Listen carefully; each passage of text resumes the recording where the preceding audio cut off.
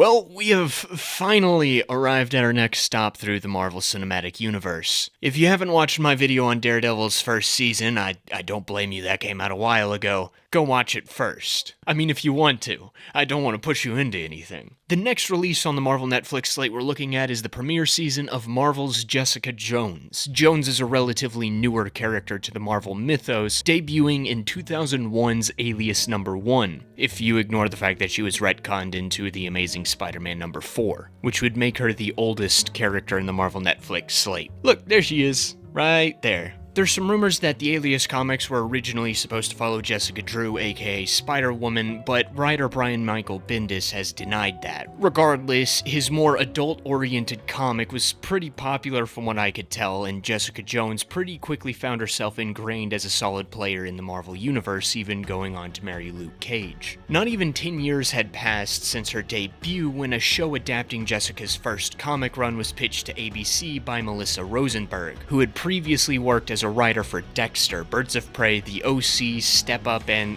the Twilight series. So, an interesting catalog of work to say the least. ABC rejected the pitch, wanting instead to have the show follow Jessica's friend, Carol Danvers. Yes, that Carol Danvers. Fortunately, Rosenberg got a second chance at creating our show when Marvel Entertainment moved forward with their adult-oriented television universe. She had to do a page 1 rewrite that would change Jessica's friend to Patsy Walker since Carol had to go be freed from the shackles of being too powerful or something and physically assaulting an innocent Dawn in her own movie. With that, everything was ready to start making the show, and on November 20th, 2015, Season 1 would air as the sophomore entry into the Marvel Netflix universe.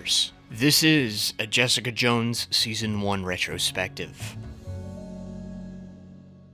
Episode 1, aka Ladies' Night. No, that's the actual name of the episode. I don't mean that Episode 1 is also known as Ladies' Night, I mean that it's called aka Ladies' Night. In fact, the entire naming scheme of the episodes for this show follow the same structure. Aka The Octopus, aka I Have No Spleen, aka WWJD. There's a very simple reason for this. The comic was called Alias, like Steve Rogers, aka Captain America. That's his alias. I bet you didn't think you'd get that kind of S-tier film analysis, did you? Anyway, Episode 1 immediately differentiates Jessica Jones, the show, from Daredevil. The opening of that show introduces us to a man of faith on a mission to save his city. He's setting out to destroy the criminal element of Hell's Kitchen, but he's also struggling to restrain the devil within him. Jessica Jones, on the other hand, introduces us to a woman just trying to get by, filming smutty activities before turning the photos over to ungrateful clients. It's pretty reminiscent of the opening scene from the Alias comics. I was reading them as I wrote the script, and I was going to mention them anytime something interesting came up, but there's maybe one scene, and the rest of the comic basically diverges completely from the show until the last 4 issues. In the comics, Jessica's very sparse monologue emphasizes her hatred of the job she does, but in the show, she provides a pretty frank view on the world in which she works. Clients hire me to find dirt,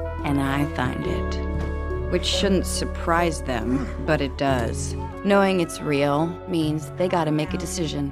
1, do something about it. Or 2, keep denying it. Shoot the messenger. Tell me I'm getting off on ruining their already shitty lives. Option 2 rarely pans out. We're introduced to the sleazy side of New York, and Jessica seems very detached from it. She's just there to do her job so she can get paid and get by without getting involved with anyone she works with. The only constant presence in her life is lawyer Jerry Hogarth, who will occasionally provide jobs for her. However, when Jessica goes to visit, it's clear that they have a pretty hostile relationship. Thought you didn't like or trust me. Oh, come on, I meant lawyers in general. Scumbag henchman for corporate America. Well, Jerry is a little salty because she had previously offered Jessica a permanent job as a PI for the firm, but Jessica rejected it to stay freelance, which further emphasizes how much of a loner Jessica is. Despite her salt, Jerry does provide Jessica a job. She's representing an exotic dancer who injured herself at a gentleman's club and is suing the owner, Gregory Spheris, and he needs to be served his summons. Of course, the real reason Jerry is doing this is because she had some corporate client looking to move in on Greg's business. Real woman of the people, this one is. Jessica immediately jumps on this by tricking Greg's secretary into revealing where he'll be in a few days, so all she has to do now is wait. Also, she does this all while she's on the pot. Imagine being that unprofessional. Just ignore that. Jessica is unable to sleep that night, so she decides to go out. In my line of work, you gotta know when to walk away. But some cases just won't let you go. This quote won't be fully explained for a few episodes, but I just want to take note of it now. Jessica finds herself a little perch on the fire escape and spies on some apartment tenants, silently judging them while doing so, until she settles on this beautiful man leaving his bar with a pretty lady. She watches as this guy, pillows with the lady. Suddenly, she has a hallucination of a mysterious man drenched in purple light taunting her. She's able to calm herself by repeating a simple mantra. Main Street. Birch Street. Higgins Drive. Cobalt Lane. Now that she's calm, she drowns her thirst for the beautiful black man unknowingly cucking her in alcohol. The next morning, Jessica is woken by some domestic disturbances from her neighbors upstairs, which she shuts down with a boot to the ceiling. The multiple footprints up there implies that this is a regular occurrence. Jessica hears someone rummaging around her apartment and finds her junky neighbor Malcolm stealing some peanut butter, thinking that it's his own home. Jessica's unsurprise again indicates that this is a regular occurrence. As she kicks her neighbor out, she's greeted by a nice cheery couple who are clearly not from around here. Everyone we've met so far are bitter, cynical people who bury themselves in vices, but here we have a nice, wholesome couple asking for Jessica's services. They're here from Omaha, Nebraska, looking for their daughter, an NYU track captain named Hope Schlattman. She's dropped out of school and disappeared, and a guy at the police station had recommended parents Bob and Barbara to hire Jessica. You know what, you gotta love how Bob is trying to fix Jessica's door. What a nice guy. Jessica does some deeper research into Hope, finding a lot of posts about track and field, which should make the fact that she suddenly up and quit all the more suspect. She eventually finds a picture of Hope's old roommate and uses it to track down her apartment. It was open. She has now found a new roommate who is an aspiring auteur filmmaker. I'm making an experimental time-lapse film of a year in my life. It's a continuous shot. That means that there's no cuts. So he just found a way to make vlogging less interesting. Alright then. Most of Hope's belongings have been sold save for a box that Casey Neistat has kept in his closet. The only lead Jessica finds in there is a bank statement, which she pockets. Hope's old roommate also gives Jessica another clue. She's not missing, you know.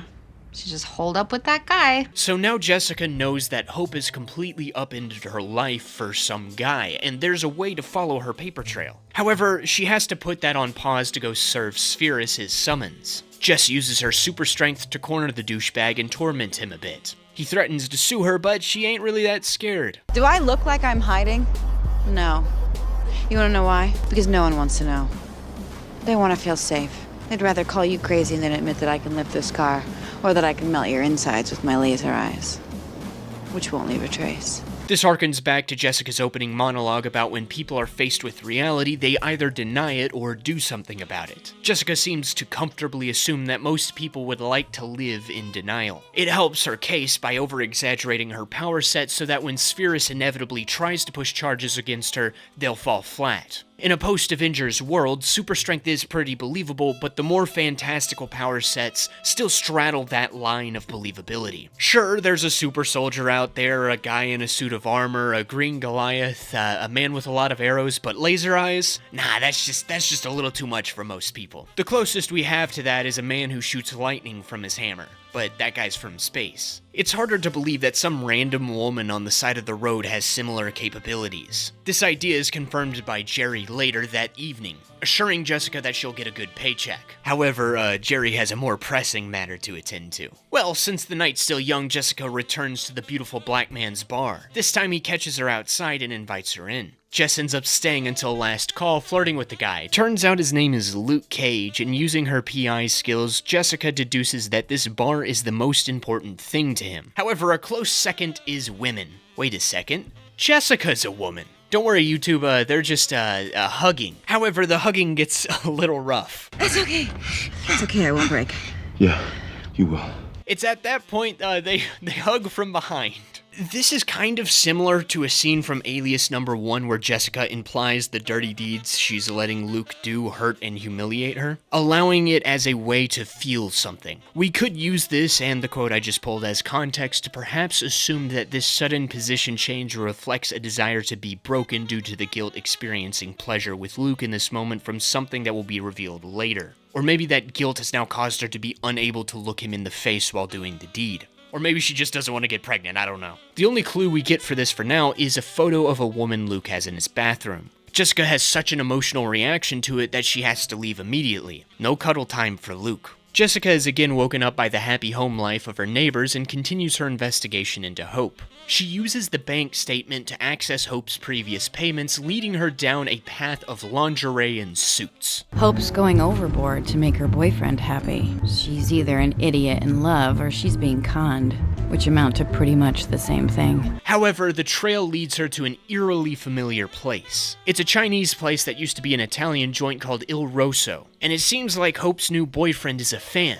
requesting a dish from the shut-down restaurant. What's weird is that the staff and everyone there bent over backwards to accommodate every single one of his requests without them even realizing it. This confirms to Jessica the identity of Hope's new boyfriend. She heads to the Schlottmans' hotel room and asks them who exactly referred them to her. They said it was some English guy who just happened to be at the police station, which further confirms things for Jessica. This entire investigation was set up just for her. Hope's boyfriend has been recreating the first month of his relationship with Jessica just to call her out. Of course, Jess freaks out at this, telling Bob and Barbara to flee New York for good and prepares to do the same. However, she doesn't quite have the funds to buy a plane ticket, so she tries to get an advance on her paycheck from Jerry. Unfortunately, the processing on the check won't be done for a while. Plus, Jerry has to have lunch with her wife, so she can't really talk. Jeez, this episode's really hammering home just how awful of a person Jerry is. It is interesting to me that the show chose to introduce Jerry's mistress before her wife. Maybe it's an indication of just how much of an afterthought Jerry's marriage is to her life, but we'll see as the season goes forward.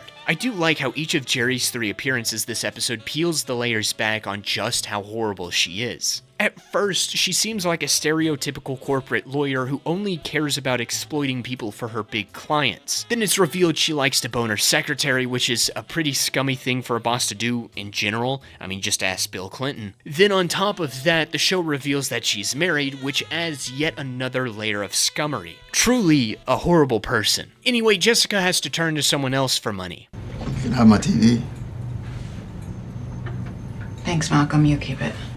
I stole it. I figured. Well, I guess the second best option after Malcolm's stolen TV is for Jessica to turn to a face we've been seeing around New York all episode. Radio talk show host Trish Walker. The two have a pretty strained relationship, which is pretty much par for the course for Jessica at this point. Their conversation reveals a little more about Jessica's past. Whatever the man in purple light did to her in the past, it harmed her so much that she had to go into therapy, then she vanished after getting out, cutting herself off from Trish for the past 6 months. Also, this man in purple. No, that still doesn't sound right. I'll come up with something better, I promise. But anyway, this guy was supposed to have died a year ago, yet he somehow is back from the grave. I also appreciate how this scene naturally introduces exposition to the audience despite that information being known by both characters. The lazy and unfortunately frequent way to do this is by having the classic line, "as you know," followed by exposition, but this scene goes about it in a much more natural way. Trish reveals information about the current state of the two's relationship through her frustration at Jessica being MIA for 6 months, then Jessica reveals her realizations through her investigation, Trish doubts her, revealing more information to the audience while Jessica does the same in an effort to convince her. A lot of exposition is done here in this exchange, but it all feels natural based on what each character is trying to accomplish in the moment. After Trish is updated on the current situation, instead of giving Jessica the money she needs, she encourages Jessica to save this girl Hope from the same fate she faced. You're still the person who tried to do something. Tried and failed. That's what started this. I was never the hero that you wanted me to be. Again, this is teasing something from Jessica's past that will be revealed later, but for now it's showing that Jessica is still doubling down on fleeing the country. However, the voices of Bob and Barbara torment her on the way to the airport, so she takes a detour to the same hotel the Purple Light Man, nope, still not right, took her for their 1-month anniversary. Jessica pulls the fire alarm to evacuate the building and presses forward. As she gets closer, the visions of this man grow stronger and more visceral, but once she enters the bedroom, all she finds is Hope, who has been sitting in bed for like 5 hours as per the purple guy's instructions. Is Kilgrave here? You know what, that name will work too, even though I was really close to thinking up of a name myself. This is the first time we actually get to see the effects of Kilgrave's powers. It's not just that people do what he tells them, he can somehow create such a visceral urge to fulfill his orders no matter what. Hope has sat there for so long that she's pissed her pants, and then she fights with Jessica with all her strength to stay in that bed, forcing Jessica to knock her out. Once at the office, Hope seems to have calmed down. Jessica leads her through the same therapy that she previously derided with Trish. This is a nice touch for Jessica's character. Earlier we see Jessica earnestly doing the street name thing to ward off a Kilgrave PTSD attack, but it obviously doesn't cure her. Basically. It makes sense then, with her already cynical nature, that she would mock that kind of therapy to Trish. However, when faced with someone victimized by the same man, she does the only thing she can think of, which is coaching her through the same BS therapy she was just crapping on. Maybe she has some hope about it working for someone else. She also imparts some additional encouragement. Listen to me. None of it is your fault. Which is not exactly something Jess believes about herself. Bob and Barbara arrive, and Jessica explains to them that time and distance will temper Kilgrave's powers, so they need to leave New York as soon as possible. Hope gives Jessica a hug and leaves with her parents. Jess gathers her things up and prepares to follow them, planning to flee herself. Still, that hug seems to have inspired something in her. Maybe Jessica is the hero that Trish thought she was all along. Maybe she can do more than just get by. Maybe... wait, was that a gun? Shots go off in the elevator as Jessica books it down the stairs. On the ground floor, she finds Hope standing over her parents, repeatedly pulling the trigger of a now empty gun. Upon seeing her savior, Hope tells her to smile before realizing what she's done and breaks down in aggrieved confusion. Yeah, that's incredibly terrifying. Hope just went from being a meat puppet for Kilgrave to suddenly being faced with the sight of her dead parents. I can't even imagine how horrifying that is. Kilgrave hasn't really even shown up in the show yet, but he has left an incredibly menacing mark on the story. Just like in Daredevil Season 1, it seems like we're going to be building up the presence of the main antagonist before he actually appears in person. I guess we'll see if this purple man... that was the name I was looking for. We'll see if he makes the build-up worthwhile. Jessica attempts to flee the scene, fully intending to hop in the waiting taxi outside, but she's suddenly reminded of her opening monologue. Knowing it's real means they gotta make a decision. 1, do something about it. 1, keep denying it. Or 2, keep denying it. Or 2, do something about it. Jessica decides to do something about it. What the first episode of Jessica Jones does really well is characterizing its main character. Jessica is a cynical woman who sees the world as a sleazy place full of morons and those who exploit those morons. She doesn't possess any long-term goals, all she cares about is getting by. She's volatile and erratic, but she's effective. You are erratic and you are volatile. Effective. She uses sarcasm to distance people.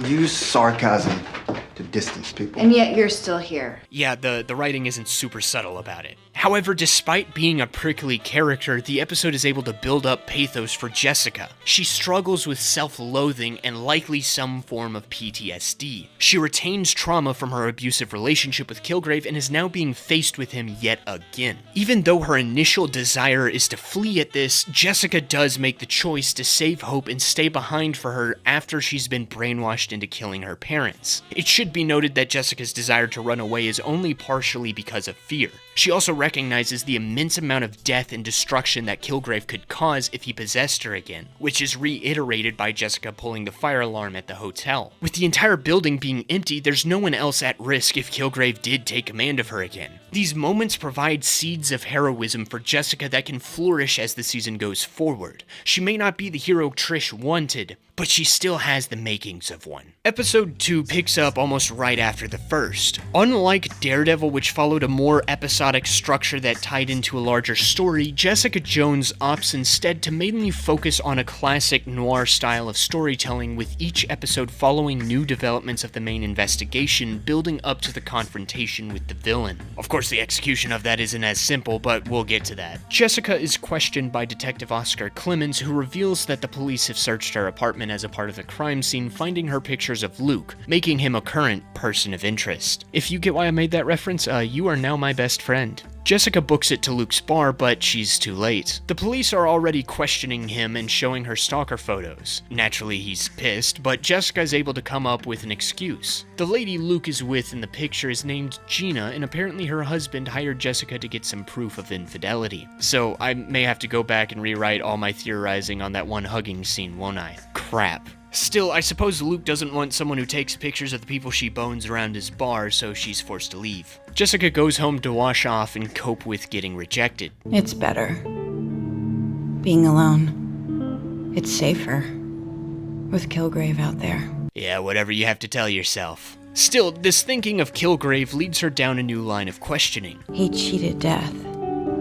How? Some really subtle imagery there. Get it, because Kilgrave is a cockroach. With that in mind, Jessica visits Hope in prison to get as much intel on Kilgrave as she can. All she gets is a reaffirmation that Kilgrave tortured Hope in order to punish Jessica. Hope then proves that on top of being a decorated athlete, she is also an avid gamer. You should kill yourself. Well, with that encouragement, Jessica visits Jerry in order to ask her to represent Hope in court. Ever the pillar of heroism, Jerry agrees to— I don't represent losers. Oh right, this is Jerry we're talking about. Jerry Hogarth. However, Jessica makes her a tempting offer. If she can prove that Kilgrave is capable of mind control, Jerry will take the case. Well, also, Jess will owe Jerry a favor, so it's not entirely altruistic, is it? Jessica immediately heads home to start her investigation, but she's intercepted by Trish, who wants back in her life. After seeing Jessica's destroyed door and quaint way of living, Trish insists that her friend move in with her at a more secure apartment. However, Jessica returns the money she borrowed and cuts her best friend off yet again to protect her from Kilgrave. Once Trish is gone, Jessica revisits some old memories in order to find some clues about how Kilgrave still lives. All we really get is that the lady from Luke's medicine cabinet, revealed now to be called Reva Connors, died in a bus crash at some point in the past. And a brief flashback reveals that Kilgrave supposedly died in the same accident. Jessica's investigation is interrupted by her nosy upstairs neighbors yet again, and this time Jessica has just gotten fed up with these people. The woman, Robin, gets a little belligerent with her, so Jessica decides to request some peace and quiet a little more forcefully. I think they'll be quiet from now on.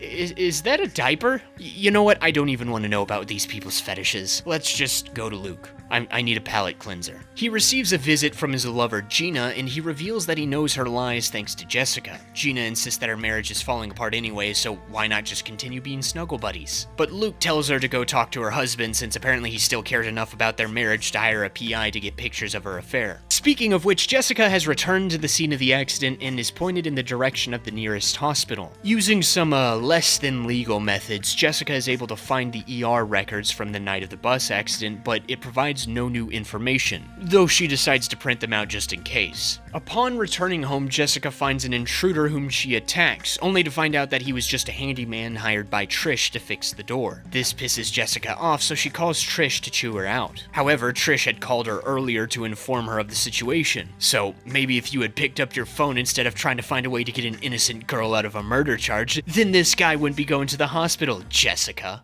Do you have to control everything? No, of course not. Not this one, no. I do love the immediate irony there of Trish just denying her need to control everything while doing the very thing with no self-awareness. This was also set up in the previous episode where Trish had insinuated that she was following Jessica even though they had no contact with each other.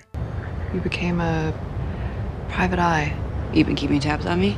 making sure you weren't dead since you never called. Paired with this jab from Jessica, God God, you're turning into your mother. This is an effective way to characterize Trish as a woman who's so focused on building up her strength that she's not even aware of the weakness in her character that she has inherited from her mother. But we'll get to that when we get to that. I guess the good thing about this incident is that it gives Jessica the idea to look up the ambulance numbers of the first responders to the bus wreck. Oh, hi, Diaper Boy. I'd like to ignore that you and your wife exist, so... You sure calmed Robin down. Not even our parents could do that. Wait, what did you just say? We're twins. Fraternal. Yeah, no, that's what I was concerned about with that statement, not the whole Jamie Cersei thing you got going on behind closed doors. Anyway, it turns out that one of the ambulance drivers who was at the scene of the bus accident, Jack Denton, had gone AWOL shortly after leaving the scene. He then turned up a few weeks later looking a little worse for wear. His mother explains that he's missing both kidneys and needs to be permanently hooked up to this dialysis machine, which was donated by an anonymous benefactor. Jessica manages to get her out of the room temporarily with a drink request to get a picture of the machine's serial numbers, but Jack also has some information to give her. Oh no, Jessica can't do that.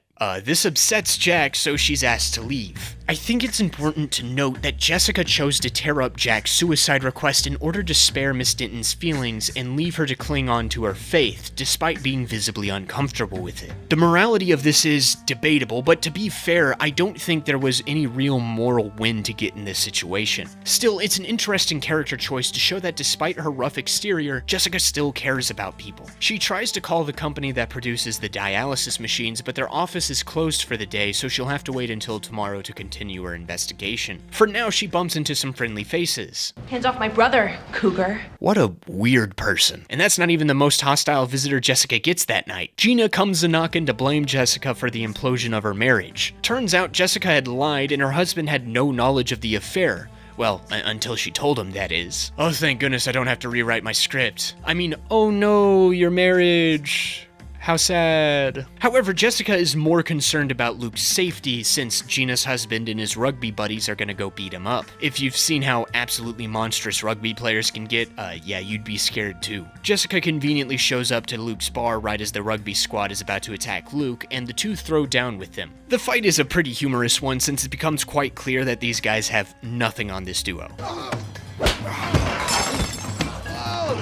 The dramatic purpose of the fight serves more to reveal to both characters that the other has powers. It didn't cut. Yeah, I can see that. I do have eyes, you know. Luke kicks her out since I'm pretty sure he realized that Jessica has once again lied to him, which this time destroyed his bar. The next morning, Jessica gets a call back from the dialysis machine company who points her in the direction of Jack's mystery donor, a Dr. David Carrata who now works as a college professor. He receives a visit from a mysterious woman during his lecture, and so he flees. After a brief chase, Jessica corners Carrata and he's forced to explain his side of the story. After the accident, Kilgrave suffered from crush syndrome, basically where the skeletal structure around your vital organs gets smushed, causing shock and failure in those organs. You know, it's pretty self-explanatory now that I think of it. In Kilgrave's case, one of his kidneys had failed while the other was starting to do so. He had Jack kidnap Dr. Carrata and perform the surgery, giving Kilgrave both of Jack's kidneys. Then Dr. Carrata forged a fake death certificate and went into hiding as a college professor. I don't know why he didn't flee the state, or even the country if he was so concerned about Kilgrave finding him again. I mean, just look how easily Jessica was able to find him. Presumably, the guy didn't even change his name.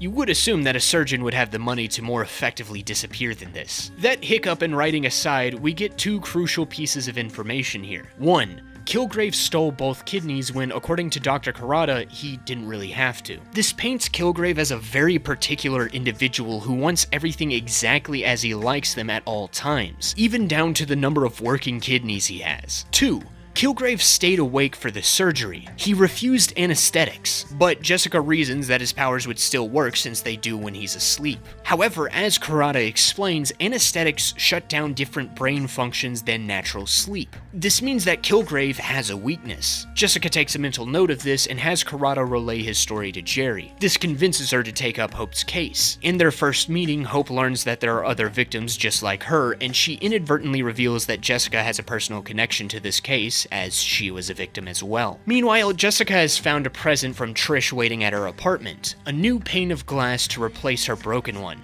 She calls her friend to thank her in her own special way, of course. The font logo was different on the window. Trish, in exchange, assures Jessica that she no longer needs protection from Kilgrave, asking to be led into the investigation. Probably feeling a little safe now that she knows the man's weakness, Jessica agrees. Trish confidently returns to her home gym where she continues some disarming training. It seems like she's determined to never need protection ever again. Jessica then receives another uninvited guest. Geez, they are a dime a dozen this episode.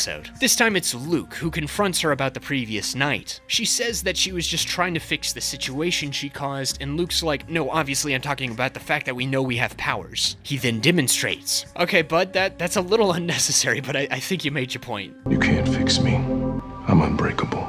You know what, that line kinda goes hard, not gonna lie. Then we finally get a proper introduction to Kilgrave himself, though the show still tries to keep him in the shadows. I mean, he looks like just a normal dude. I don't know why we don't just show his face already, but I suppose it adds menace to his presence. He strong-arms his way into this innocent family's home and locks the kids in the closet as he settles down for the evening. Compared to Daredevil's introduction of Kingpin, where he is engaging in some hobbies and we're introduced to the most important things to his character arc, Kilgrave is introduced with an air of menace and mystery hanging around him. I mean, the fact that he's able to do something so callous as to tell a pair of kids to get in the closet and piss themselves while immediately convincing the mom that it's fine is horrifying. This also reinforces the idea that Kilgrave is a very particular person. He intrudes upon these people's lives and enforces his tastes upon them. No children and a specific food palette. And in the hands of that type of person, his power set is very dangerous and very scary indeed. Episode 3 picks up with Jessica and Luke having some more sexy times. There's a bit of a demonstration here that they both have similar levels of strength as they do so, but that's about all this scene serves. Diaper Boy interrupts with an ironic noise complaint from Robin, forcing them to evacuate the premises.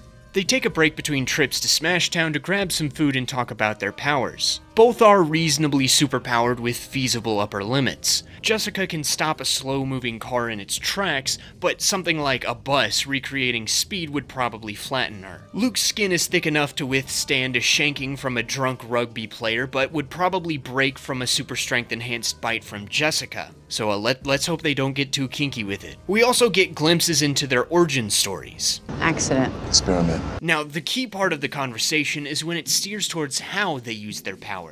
Much like Jessica, Luke doesn't care enough to hide his powers, but he doesn't go out of his way to use them to save people. He just wants to get by and protect what's his. It now becomes clear that Luke and Jessica are very much two birds of a feather, and Jessica finds herself becoming more and more attracted to him. And so they have some more bed-breaking hug sessions. And I mean that literally. Afterward, Jessica sees Riva's picture in the bathroom again, and Luke re-explains what we already know. The guilt comes flooding back within Jessica, and she leaves. On her way back home, she stops at a bodega where she hears a radio broadcast roasting Hope's claims of being mind-controlled into shooting her parents. Obviously, this pisses her off, and she peruses the radio waves as she researches hospitals in Hell's Kitchen in order to see how widespread this derision is. The next day, Jessica brings her complaints to Jerry, demanding that she goes public to defend Hope. However, Jerry has demands of her own. She wants Jessica to testify on Hope's behalf, but Jessica, because she's hunting Kilgraves this season, says no. She does agree to find other victims of Kilgrave to come forward and thinks that it will convince Jerry to make a public statement. However, Jerry still refuses as she wants to maintain credibility to the judge and jury. So Jessica calls her a coward and leaves. I like this argument because it makes sense from both characters' point of view. Jessica really wants to take Kilgrave down and save Hope as fast as possible, leading her to make some knee-jerk reactions to the media crapstorm around this trial, while Jerry is looking at this from a big picture of ultimately winning the trial. Say what you will about Jerry's personal life, but she's making the best possible moves for Hope. On her way out of the office, Jessica receives a flirty text from Luke and smiles before immediately hating herself for kinda loving this guy. She pivots to grabbing lunch with Trish. Of course, lunch is never just lunch, as Jessica also tries to convince Trish to talk about Hope on her radio program. Trish agrees and accidentally reveals the bruises on her arms. Jessica is concerned about some abuse, but Trish assures her that she's perfectly safe within her high-tech penthouse with reinforced walls and bulletproof windows. Also, she's learning Krav Maga. Later, Jessica runs down her list of hospitals in order to rustle up some sufentanil, also known as anesthetics. Her first stop is at Jerry's wife's hospital, but all she gets is a prescription for antipsychotics. It probably didn't help that Jessica brought up Jerry's recently discovered extracurricular activities. You know, maybe if you could have been a little more delicate, you could have gotten something. Then she visits another hospital, one with a far less hostile staff. She plans to knock out the nurse on duty and steal what she needs, but more staff members show up, making this a more risky and morally dubious venture, so she has to leave. On her way home, she witnesses Malcolm getting berated by an eco-warrior for being a road hazard. To be fair, Malcolm is definitely in the wrong there, but counterpoint, this guy's annoying. I'm on this bike every day because I care about the planet. Jessica interrupts him as he brags about riding a bike to work instead of a car, saving Malcolm from Captain Planet himself. You're a good person, Jessica Jones.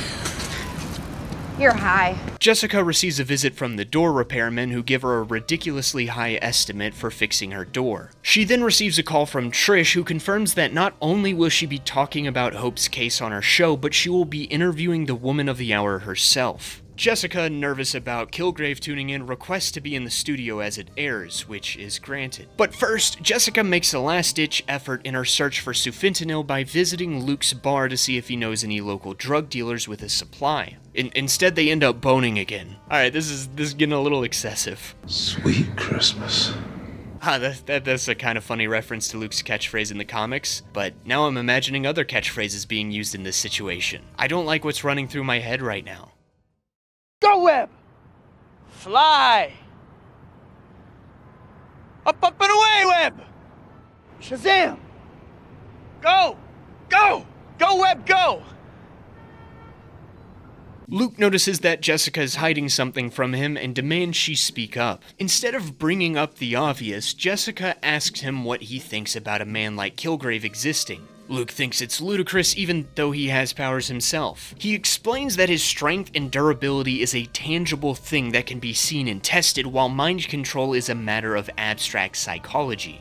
This is honestly one of the best explanations I've ever seen for someone not believing in certain superpowers in a world of superheroes. I mean, at least in this point in the MCU, the world is relatively grounded. Like I mentioned earlier, the most fantastical powers we get is a Norse god with an electric hammer, but that guy's from space and those power sets are still tangible. Something like mind control still feels like such a leap in development and abilities at this point in time. Of course, in the current state of the MCU with its multiverses and ancestral blood magic, this feels incredibly banal. Also, I really like this shot from Luke's open bathroom door. It gives me the feeling of Reva's presence in Jessica's mind as she's lying there with Luke. During the big interview, Hope describes the experience of being under Kilgrave's control. It started innocuously enough with simple requests that she was happy to fulfill, but then suddenly one day she was doing things that she could never imagine herself doing. She had become a passenger in her own body. Jerry swoops in to claim that Hope has a very strong delusion about mind control, to which Trish objects. However, this is yet another shrewd tactical move by Jerry. This allows Hope to get her story out there while Jerry maintains judicial credibility, but it also encourages others to come out of the woodwork to corroborate Hope's claims. Trish, on the other hand, reasons that after an alien invasion stopped by Iron Men and Incredible Hulks, it's not impossible for a man to be able to control minds. She takes it a step farther and calls Kilgrave a coward live on air. Of course, Kilgrave doesn't take kindly to this and calls in to basically threaten Trish, which I would think may lend a little credence to Hope's case. Though I guess at this point it doesn't really matter to Kilgrave what happens to Hope since she's already served her purpose. Whether she lives or dies is of no consequence to him. Either way, his call shakes up Trish and Jessica, so they go back to Trish's super fortress, but not before Trish assaults one of her over-ear fans. I miss your red hair. See, that, and also that, is a reference to the comics.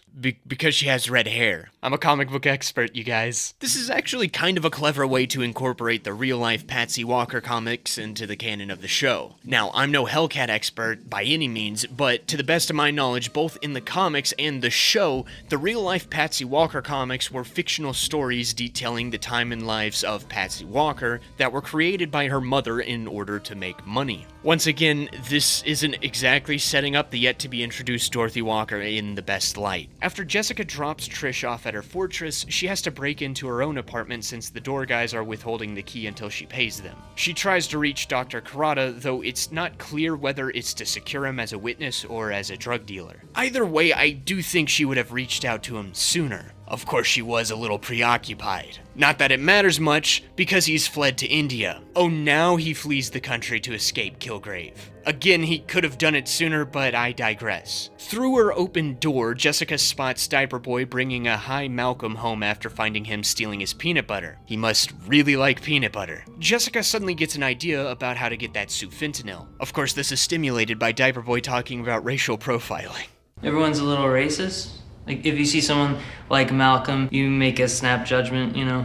It's something to overcome. She takes Malcolm to the hospital and uses the power of racial prejudice to distract the doctors and steal a couple needles of sufentanil. On her way out, she locks eyes with Malcolm. Oof, that's rough. Despite his pretty small amount of screen time thus far, Malcolm's admiration of Jessica is pretty firmly established, even despite some later revelations we'll have about him. He sees through her prickly exterior, viewing her as an actual good person who hides behind her sarcasm and cynicism to protect herself. He loved her so much that he was willing to give her his stolen TV. But at this moment, she's betrayed that trust and admiration he's built for her, and it's clear on her face the guilt that's weighing on her for that, even if it is for the greater good. Meanwhile, Trish receives a visit from police officer Will Simpson, who's here to question her about assaulting her fanboy. Under the threat of an arrest warrant, Trish opens up, but as a precaution, she grabs some protection. Yeah, let's just say it doesn't help much. I do appreciate how realistic this is portrayed. Yes, Trish has had some self-defense lessons, and they help. But at the end of the day, she's a woman and he's a man. A trained police officer and war veteran at that. He easily overwhelms her, nearly choking her to death. However, Jessica shows up just in time to save her life. A little convenient timing there, but since she's secured the sufentanil she needed to stop Kilgrave, it makes sense that Jessica would come straight here, especially if that means avoiding facing Malcolm. Officer Simpson lets it slip that he's supposed to report back to Kilgrave after killing Trish, and Jessica gets an idea. She throws Simpson into a bookshelf, dazing him long enough for her to inject Trish with a needle of sufentanil and pretend she's dead. Instead of verifying this claim by checking her pulse, this trained police officer just accepts this at face value and leaves. Jessica is able to slip Trish's phone into his pocket and call herself so she can follow Simpson back to Kilgrave and hear what they're saying. In my experience, phone microphones aren't that good, but I guess I'll accept it. It should also be noted that this isn't the same penthouse that Kilgrave squatted at in the previous episode, which means that he probably has a lot more families across the city enslaved to him, which is just another level of evil this dude is operating at. Jessica has a chance to stop this evil man, but he commands Simpson to jump off the balcony, which forces her to save him, exposing her presence to Kilgrave. His face is finally revealed to the audience, and yep, he looks just like Doctor Who. That's what I thought. But seriously, I completely understand this creative choice. The first time we, the audience, see Kilgrave's face is the same moment that Jessica sees it for the first time after he allegedly died. This is a significant moment for Jessica, and it becomes more impactful since it's his face reveal for the show. I will say I do wish the shot was a little more interesting. I mean, when I do my own face reveal, I think it's gonna be a lot cooler than that. Camera was on the whole time, huh?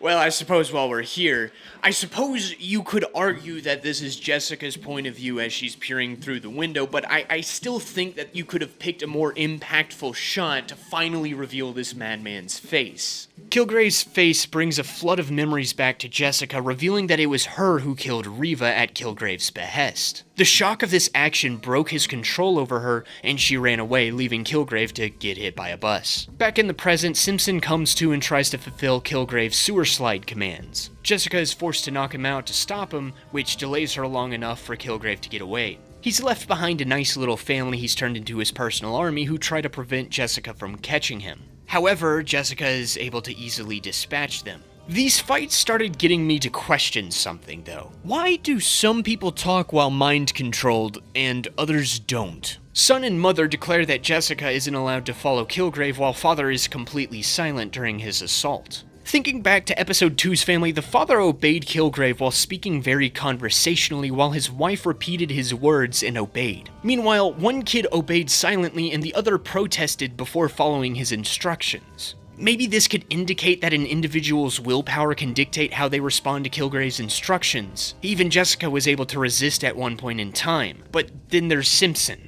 While he tries to kill Trish, he talks like a brainwashed zombie, but when it's time to mimic Kermit the Frog, he complies silently. I just wish there was some uniform way for the brainwashed people to operate, or at the very least, this thing gets explained later. It doesn't exactly happen. I know this sounds inconsequential, and for the most part it is. However, the entire reason Jessica was able to find Kilgrave here in the first place is because Simpson muttered his instructions in front of her, so a little consistency or at least an explanation would have been nice. While I'm at it, it probably would have been smarter if Kilgrave had had Simpson fly free as a bird now at Trish's apartment to limit any risk of his exposure. Trish is a high-profile individual, so news of her death would have hit the news cycle immediately. On the other hand, Kilgrave also doesn't seem to be the type of guy to consider this type of thing. He wanted Trish dead, and as long as that happened, the details don't bother him. Anyway, Jessica finds a shrine to herself that Kilgrave had one of these poor people make and a note promising to see her soon. The implication of this is that Jessica has been followed this entire time by random people on the street who are taking pictures of her and giving them to Kilgrave. Ironic, considering Jessica takes pictures of people for her job, but this whole time someone was doing the same thing to her. It's clear now that Kilgrave doesn't want to kill Jessica, he just wants to torment her and watch it happen. At least for now. Jessica then tricks Simpson once again into thinking that he obeyed Kilgrave's command, which I suppose breaks him out of mind control. Will has faint memories of everything he did under the influence, and he panics once he realizes that he killed Trish Walker. However, Jessica assures him that he didn't and tells him to go home. Would this not reinstate Kilgrave's command to kill Trish now that Simpson knows he didn't, or has enough time passed to where there's nothing to worry about? Well, according to the next episode, his influence lasts up to 12 hours, so I would say no. But again, I don't know the specific mechanics to how some of this works. I feel like I'm confusing myself with a lot of these questions. Later that night, Jessica visits Luke and ends their relationship, partially to protect him since she found a picture of herself stalking Luke and also because of the whole she killed his wife thing. However, again, she neglects to mention this. That probably isn't gonna end well, is it? Episode 4 decides to follow this up by pushing most of the overarching plot to the side to primarily focus on an episodic story that has little impact on much else happening in the season. Jessica receives a new client on referral from one of the lawyers at Hogarth, Chow, and Benowitz. Audrey Eastman wants to divorce her husband, but wants proof of his infidelity to get a favorable ruling in court. Jessica takes the job, but thanks to recent events, she's suspicious of Kilgrave's involvement. She first verifies the legitimacy of Eastman's referral from Hogarth's firm, but that's still not enough to satisfy her, so Jessica follows Eastman around to ensure she has no connection to Kilgrave. On a phone call with Trish during the stakeout, Jessica also reveals some information on how his powers work. His effect has limits. Right. Time and distance. Never seen his voodoo last longer than 10 hours, 12 tops. After about 13 hours, it's pretty safe to say that Eastman is clean, though Jessica follows her to an abandoned building where she has a makeshift firing range set up. But I guess it's safe to say that the gun is for her no-good husband. Even still, Jessica finds herself skeptical of her new client as she follows the husband later, and those skepticisms are proven right, but in a different way. Turns out Eastman was the sole mastermind behind this entire setup, with her husband just being a hapless dum-dum. She planned on having Jessica burst into the room to catch her husband having an affair, only to shoot Jessica herself. She's developed a bitterness and hatred for all gifted people after her mother died in the destruction of Loki's alien invasion. She blames the Avengers for this and believes that any other person with powers have the same potential to be killers, so she plans to put down as many as she can. She had heard about Jessica from good old Greg, who is a regular client at her jewelry business, and devised a plan to kill her. Obviously, this didn't quite work out smoothly for her. You lost your parents? Welcome to the goddamn club. I lost mine in some random accident. Do you see me trying to kill every shitty driver? Well, now that's interesting. Combining that with the information Jessica revealed to Luke in the previous episode, I think it's safe to say that whatever gave Jessica her powers also killed her mom. Of course, that's what we're gonna learn later, but I like how the show is providing puzzle pieces for us to pick up on. Jessica then threatens the couple in order to get them to leave town and never return. I want a divorce. Right, because the whole lie that this case was set up on was a divorce. You know, explaining the joke usually doesn't make it funnier, does it? I don't know what to add to that.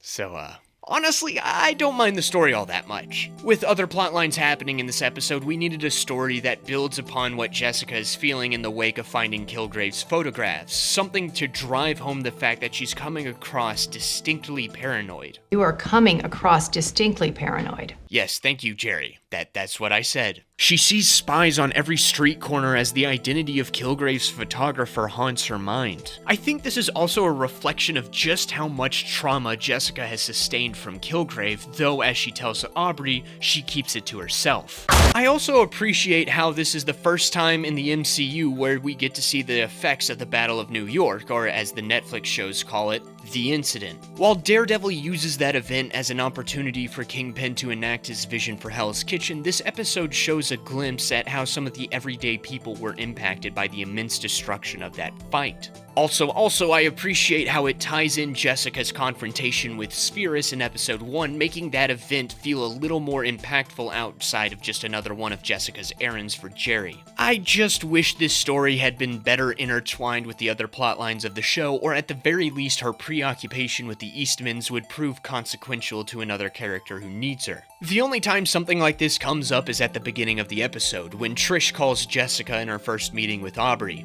Will Simpson has returned, and Trish is convinced he's back to finish the job Kilgrave gave him last episode. However, he's actually here because he still believes he killed Trish and wants to verify it himself. Jessica shows up in time to stop Simpson from using a battering ram on Trish's reinforced door, revealing that Trish is in fact alive and everything is okay. She takes Will downstairs to reassure him that he has nothing to worry about. Trish stays in her home since she still doesn't trust him, and I think a lot of her confidence has been shattered. She did all that training, determined to never be helpless again, and then was very nearly killed, quite easily I might add. It makes sense that she would want to hide herself away now. In fact, the only time Trish does leave her apartment this episode is with Jessica there as her bodyguard, which is a direct contradiction to this statement from episode 3. I let you fight my battles for too long. This is just more of a confirmation that all of that confidence she's built up over the past few months has vanished in one home invasion. Downstairs, Will says that he doesn't want to leave Trish alone again since Kilgrave can always just send someone else to kill her once he finds out she's still alive.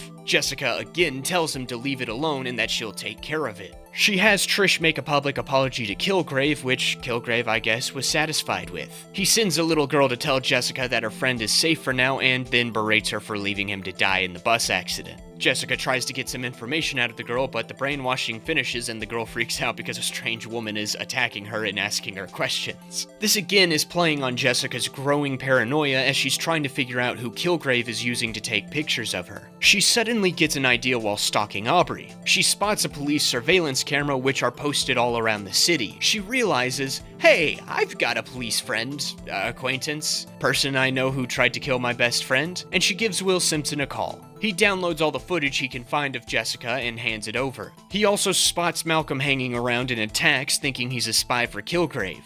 But Jessica intervenes and tells him to go cool off. He tries to find some peace by returning to Trish's apartment. She obviously won't let him in, so he leaves his gift outside. The gift turns out to be an illegal revolver, so don't let the feds know about that. Will reveals he hates himself for making Trish feel unsafe in her own home, and he wants the gun to bring her some sense of safety again. Yeah, I'd say it worked. Maybe a little bit. They then sit there for hours talking about their childhoods. We get more insight into Trish's mom, who is a total control freak and bent every rule in the book to ensure her daughter's success. And we get a story from Will about the time he burnt a Barbie dream house and destroyed his G.I. Joes trying to save the trapped Barbies. He uses that story to convince Trish that at his core he is a person who wants to help others and the man who tried to kill her wasn't him. However, I also think that this indicates that Will likes to go a little overboard when trying to save people. Trish finally lets her guard down and invites him inside to talk face to face, though she still has that gun trained on him.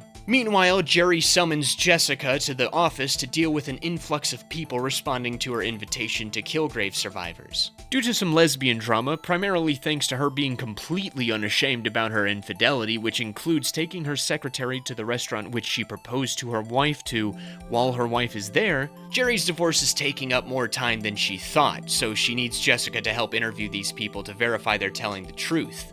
She also cashes in her favor and tells Jessica to dig up some dirt about her soon-to-be ex-wife. After a string of questioning some, frankly, weird folks, Jessica is able to whittle them down to a group of legitimate survivors who start a support group. Of course, Jessica is planning to use these people to get any needed intel on Kilgrave she can get. I find this interaction between her and Jerry very interesting. Jerry compliments Jessica on forming a group of survivors to comfort each other, but Jessica declares this is for her own secret, selfish purposes. Yet later, when Will gives her the security cam footage, she invites him to the support group when she sees he's clearly disturbed by his time with Kilgrave. Jessica has already gotten all the intel she needs from him, but she goes out of her way to invite him.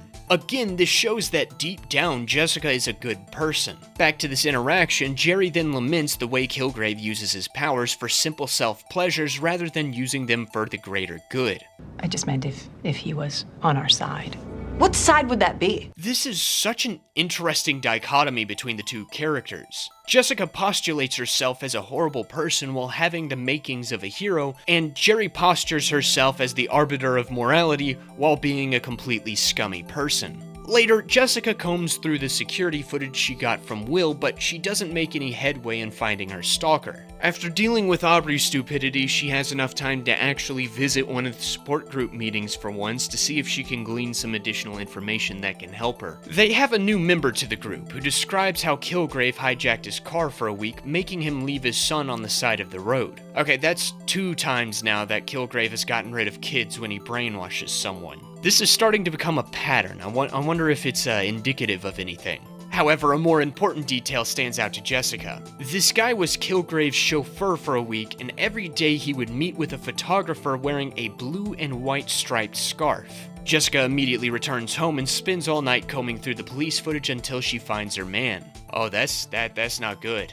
I guess on the bright side, Simpson's been vindicated. I do like how this is teased more and more leading up to this reveal, with Malcolm inexplicably being outside of his apartment right as Jessica is arriving home, and if you're paying attention, you can even spot his blue and white scarf in a few scenes. Jessica begins looking into Malcolm, finding out that just 6 months ago he was a nice, healthy young man looking to become a social worker. Now, Kilgrave has transformed him into a shambling junkie who takes stalker pictures of his neighbor for an abusive perv.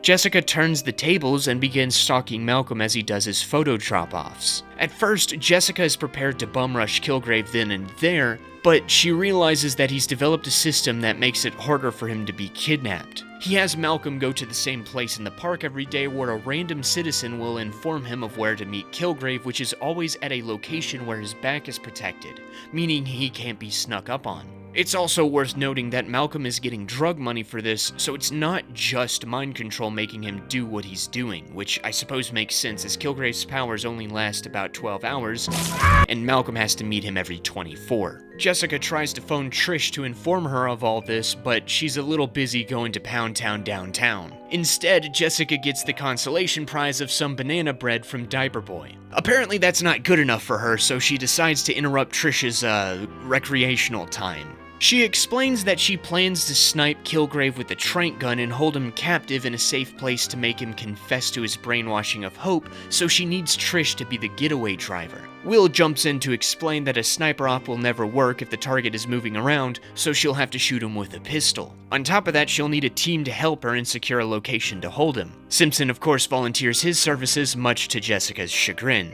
She doesn't want yet another potential victim involved in her fight against Kilgrave, not to mention the fact that she's already seen how volatile Will is, but Trish and Will argue that his special ops training will come in handy. Plus, Trish has to go in for her radio show to keep up appearances, so Jessica's kinda stuck with him. I also just want to point out this interaction. I need you to rent a van and drive. You still don't have a license? What is it with you and cars? Wait, Trish is the driver? I'm in. I absolutely love this. Trish at first seems to be in disbelief that Jessica can't drive herself for the operation, but then right as Will pipes up in a protective manner, she immediately agrees to be the driver. Either her confidence is back, or I suspect she's desperate to reclaim that self-confidence she had a couple episodes ago. That's probably why she pointed the gun at Will when he gave it to her, and why she's making him go down on her rather than a more egalitarian position that Luke and Jessica had the last time they rolled around with each other.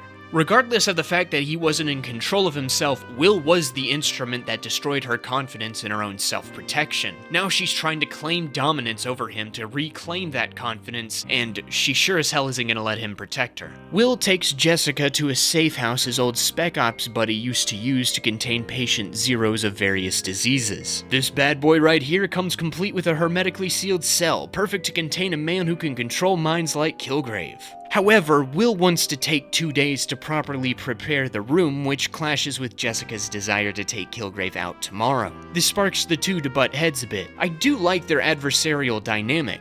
Both get an opportunity to air out their grievances, painting why they don't like each other. Will thinks Jessica is a self-righteous hero, insistent on carrying her own cross while cutting out anyone else who can help, while Jessica pegs Will as a rogue soldier with a couple screws loose. Yeah, she has no idea. Back at her apartment, Jessica finds Malcolm passed out in the elevator. Diaper Boy inexplicably shows up and wants to take him to the hospital, but since she needs him to find Kilgrave, Jessica says no. And then Diaper Boy asks her out. Alright then. Meanwhile, Will shows Trish the van she'll be driving for the exfil. He questions her about Jessica's powers because he doesn't fully trust her. Trish tells him that if he trusts she's a good person, then he should take her word that Jessica is too, which satisfies him for the time being. On the day of the mission, the gang don the classic MCU disguises of a ball cap and sunglasses and follow Malcolm to today's meeting place. If Kilgrave gets me, I'll take you out. I was gonna say dart gun me, but sure, shoot me in the head. Same here. Like I said, I really like their dynamic. It also shows just how extreme Simpson is willing to take things when it comes to the mission. Once they secure Kilgrave's location, they move in to take him. A balloon pops, compromising Will's location, so Jessica has to distract Kilgrave long enough for Will to shoot him with the tranq gun. Malcolm flees and Jessica swoops in to whisk Kilgrave away. In the van, she gets some petty revenge on him before realizing that he has a tracker stowed away in his suit jacket. A group of guards show up at the safe house and attack Jessica and Will, distracting them long enough for Kilgrave to be taken away. However, as a consolation prize, the trio manage to take a hostage. Jessica and Will interrogate him while Trish, who was easily taken out by a single hit from a taser, goes home, pissed at how useless she was. Jessica figures out that the hostage is part of a personal security squad that Kilgrave hired just in case his powers failed, meaning that Malcolm had informed him that Jessica had figured out his weakness to sufentanil. Will wants to torture the guy some more because he's convinced that there's something else he's hiding, but Jessica tells him to back off. Again, the show is reinforcing Will's tendency to go overboard during operations, so it seems like his dismissal from Spec Ops service has a deeper story behind it. Back home, Jessica finds Malcolm pleading with his dealer for more drugs, but he just doesn't have the money. Jessica intervenes before the broad shoots him and kicks her out. Malcolm pleads with her to leave him alone. You can't save me again. Jessica refuses and chains him in the bathroom in order to force him to quit drugs cold turkey. Malcolm begs her to stop, saying that he's useless to her and should be left to slowly kill himself. He blames himself for his actions, mainly because he still obeyed Kilgrave's orders after the mind control stopped working. He believes that despite his addiction and Kilgrave's mind control, he still had a choice in the matter. However, Jessica refuses to accept this. The whole time he had me, there was some part of me that fought. There was some tiny corner of my brain that tried to get out. And I'm still fighting. I won't stop fighting. But if you give up, I lose. Do you get that? He did this to you to get at me, to isolate me, to make me feel like an infection, one more person dead or dying because of me. So why don't you remember how to be a goddamn human being again instead of this self-pitying piece of shit that he turned you into, and save me for once? She leaves his drugs behind for him to make his choice. I really like this little speech here. Since the beginning of the season, Jessica has been fancying herself as a lone wolf, yet she basically admits here that there are people in her life she genuinely cares about, Malcolm being one of them. people who are being targeted by Kilgrave to break her down. Whether or not she likes it, Jessica needs others to help defeat Kilgrave. She can't do this alone, and this is a tacit admission of that fact. This of course sets up Malcolm's arc for the rest of the season of recommitting to his original mission of helping people, specifically Jessica. Meanwhile, Kilgrave wakes up in one of his mini host homes, finding Jessica's gift for him. He calls her to gloat about getting away. I'm not exactly sure how he got her number. Maybe Malcolm gave it to him? Or maybe it's publicly accessible as the number associated with her PI business, but regardless, he has it now. However, now Jessica should be able to enlist Will's help to track that phone to Kilgrave. At least that's what I would expect. But no, that's not what happens. Even if Kilgrave plans on trashing the phone right after hanging up, which he doesn't do by the way, I think it would be a worthwhile thing to try. He actually keeps his phone on him for the next few episodes. The police could easily track him down. Jessica has a useful resource here and she's just not using it, and I don't really understand why. Anyway, Kilgrave is curious as to why Jessica wants him alive, and because he possesses zero empathy, it's not immediately apparent to him that she needs him for Hope's trial. She refuses to speak, and he thinks that she's upset about Malcolm. Kilgrave claims that he was a junkie in the making anyways, and he'll leave the guy alone to prove it, on the condition that Jessica takes his job. He only requires one picture a day. Jessica initially refuses his request, but upon returning to Malcolm's apartment, she changes her mind. Malcolm overcame his addiction just enough to flush his drugs down the toilet. When it came down to it, he had the will to become a better person and be there for Jessica to overcome the control Kilgrave and the drugs had on him, proving Kilgrave wrong. And so, Jessica sends Kilgrave a picture of herself. There is a weird implication here that if Malcolm had failed his battle with drug addiction in that moment, Jessica would have left him to Kilgrave's machinations, which feels kind of out of character for her, but I guess it's not a huge issue since it didn't end up happening. And I suppose this is also a way for Malcolm to prove himself that he's more than just a useless junkie. It just doesn't particularly sit right with me. This episode interjects flashbacks that build up Jessica's short stint as a superhero. After getting fired from yet another job and blackmailing her supervisor into a nice severance deal, she grabs some drinks with Trish. A random creep hits on Trish, telling her that he relieved himself to her show back in the day when she was a child star. Yeah, who uses that as a pickup line? You sound like a PDF file right now. That's not something you say to somebody. Jessica obviously has to embarrass this creep and take his money. However, Trish wants her to do more with her powers. Why don't you put on a cape and go run around New York? You know I would if I could.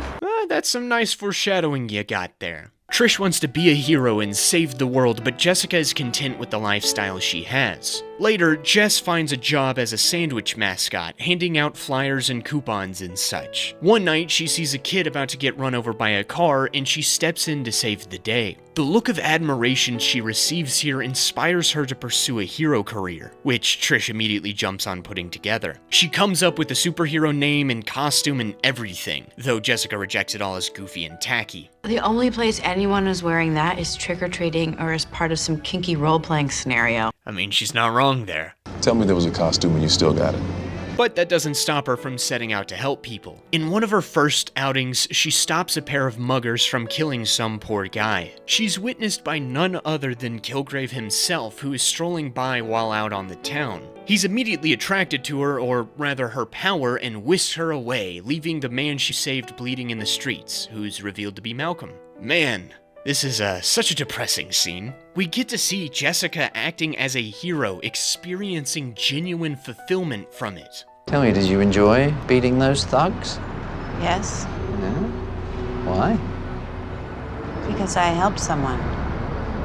I made a difference. However, Kilgrave shows up, not only hijacking her life and turning her into a meat puppet, but what's more, this scene implies that Jessica has some form of innocent idealism in her about heroism in the past, but Kilgrave completely destroyed it. Deep down, she's still a hero, but after this moment, she became clouded by cynicism. Not to mention the fact that this was probably one of Malcolm's first nights here, and he got mugged, almost killed from the muggers, and then likely soon after this turned into a drug addict by Kilgrave.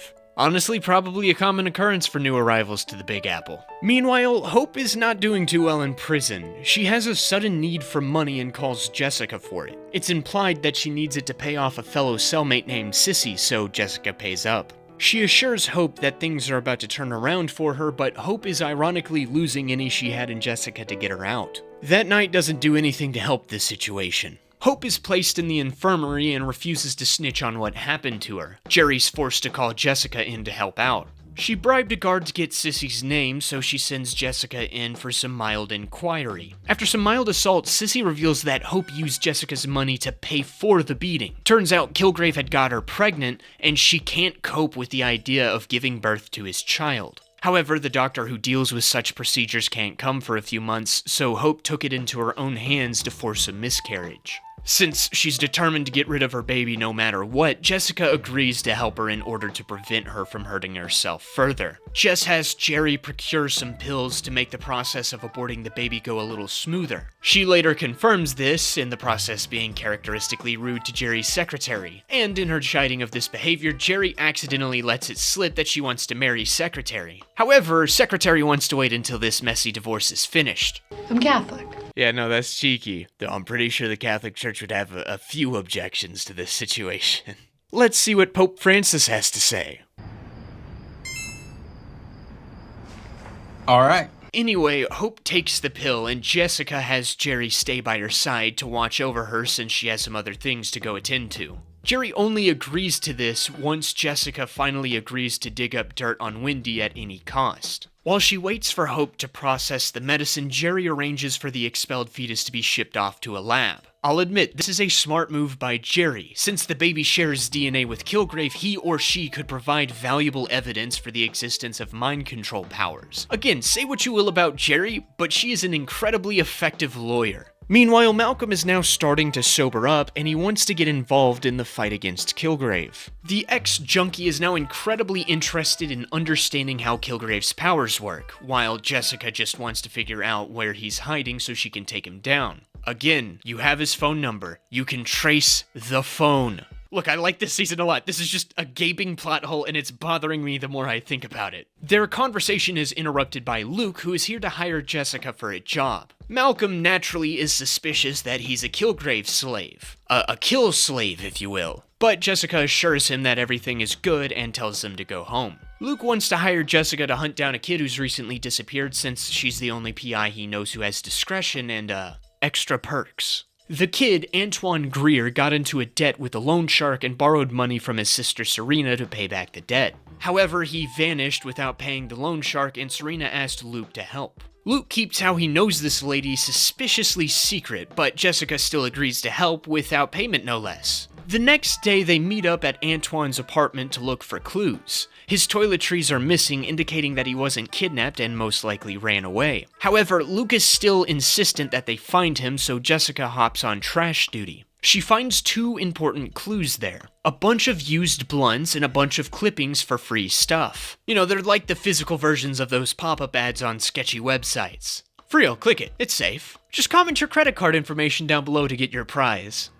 For legal reasons, that's a joke. Please don't do that. I don't want to be held liable for the stupid stuff you do. Jessica pulls a similar stunt and calls Antoine's number, telling him that he too is a winner. Now, all she and Luke have to do is wait for their wayward pothead to call them back. Outside, they bump into the loan shark, Cirx, and some of his goons. Luke, not wanting to cause a scene and attract police, proposes that they work together to track down Antoine. Cirx agrees and leaves. Luke takes Jessica back home where Malcolm interrogates him about his intentions with Jessica. Luke assures him that he doesn't plan on pursuing a relationship past this, but he finds himself curious about this Kilgrave guy Malcolm keeps bringing up. I really appreciate how Malcolm is taking Jessica's task for him in the previous episode very seriously. He's now become her little guard dog, and I kinda love it. For whatever reason, Luke waits until that night to come back to Jessica. Either it took him the rest of the day to process everything Malcolm had told him, or Malcolm is a grade A yapper. I guess either way, he's here now, and he reveals that he knows everything about Kilgrave. Well, almost everything, and understands why she cut off their relationship. She tells him that it isn't the full truth, but she hates herself too much to tell him. After a night of some nice quality time together, Luke tells Jessica he wants to help with the Kilgrave problem, but she once again insists on facing him alone. It's at that moment that Antoine finally calls to claim his free Xbox. Jessica gets an address for him, but she realizes for a kid named Antoine Greer, his accent is suspiciously Puerto Rican. It's like getting a call from a Nigerian prince, but he sounds like he should be working in tech support, or that he wants to see pics of your bobs and vagine. Before he leaves, Luke confesses that he doesn't actually know Serena or Antoine. Serena is a city administrator who possesses evidence that Riva's death wasn't an accident, and she will give it to him if he finds Antoine for her. He was at first suspicious of this claim until he found an envelope in his wife's things addressed to him containing the location of an old building near where she died. Something had been buried in the foundation, but now it's gone. A flashback reveals that's because Jessica dug it up at Kilgrave's behest before being ordered to kill Riva. Turns out it was a flash drive, which is all we're gonna get for now. Again, more puzzle pieces are being laid out for us before we can see the full picture. Back in the present, Jessica and Luke stake out the address Puerto Rican Antoine gave them and wait until they spot someone pissed off about not getting a free Xbox. You know, PlayStation players would never have that kind of problem. They follow him to a rundown building in the projects where they find a weed farm guarded by a pair of Rottweilers. Luke takes care of him, well, because... and Jessica presses on to find Antoine. Turns out he took his sister's money and used it to start a weed farm in order to turn enough of a profit to pay back Cirx and Serena. Obviously, he stupidly decided not to inform the dangerous loan sharks of this, and now they're pissed. Good thing they're not here, and they're here. Well... that's tough, big guy. Luckily for Antoine, he's got two superpowered people helping him out. Luke gets surrounded and Jessica abandons him to take Antoine back to his sister. The reason she does this is to access Serena's evidence before Luke can see it and destroy it. However, Luke is able to catch up with her before she does this and reads the evidence for himself. Luckily for Jessica, the documents point the blame at the bus driver Charles Wallace, who was drunk the night of the accident. After the crash, his BAC was covered up so he could continue driving the same route. Obviously angry, Luke sets out to make him pay.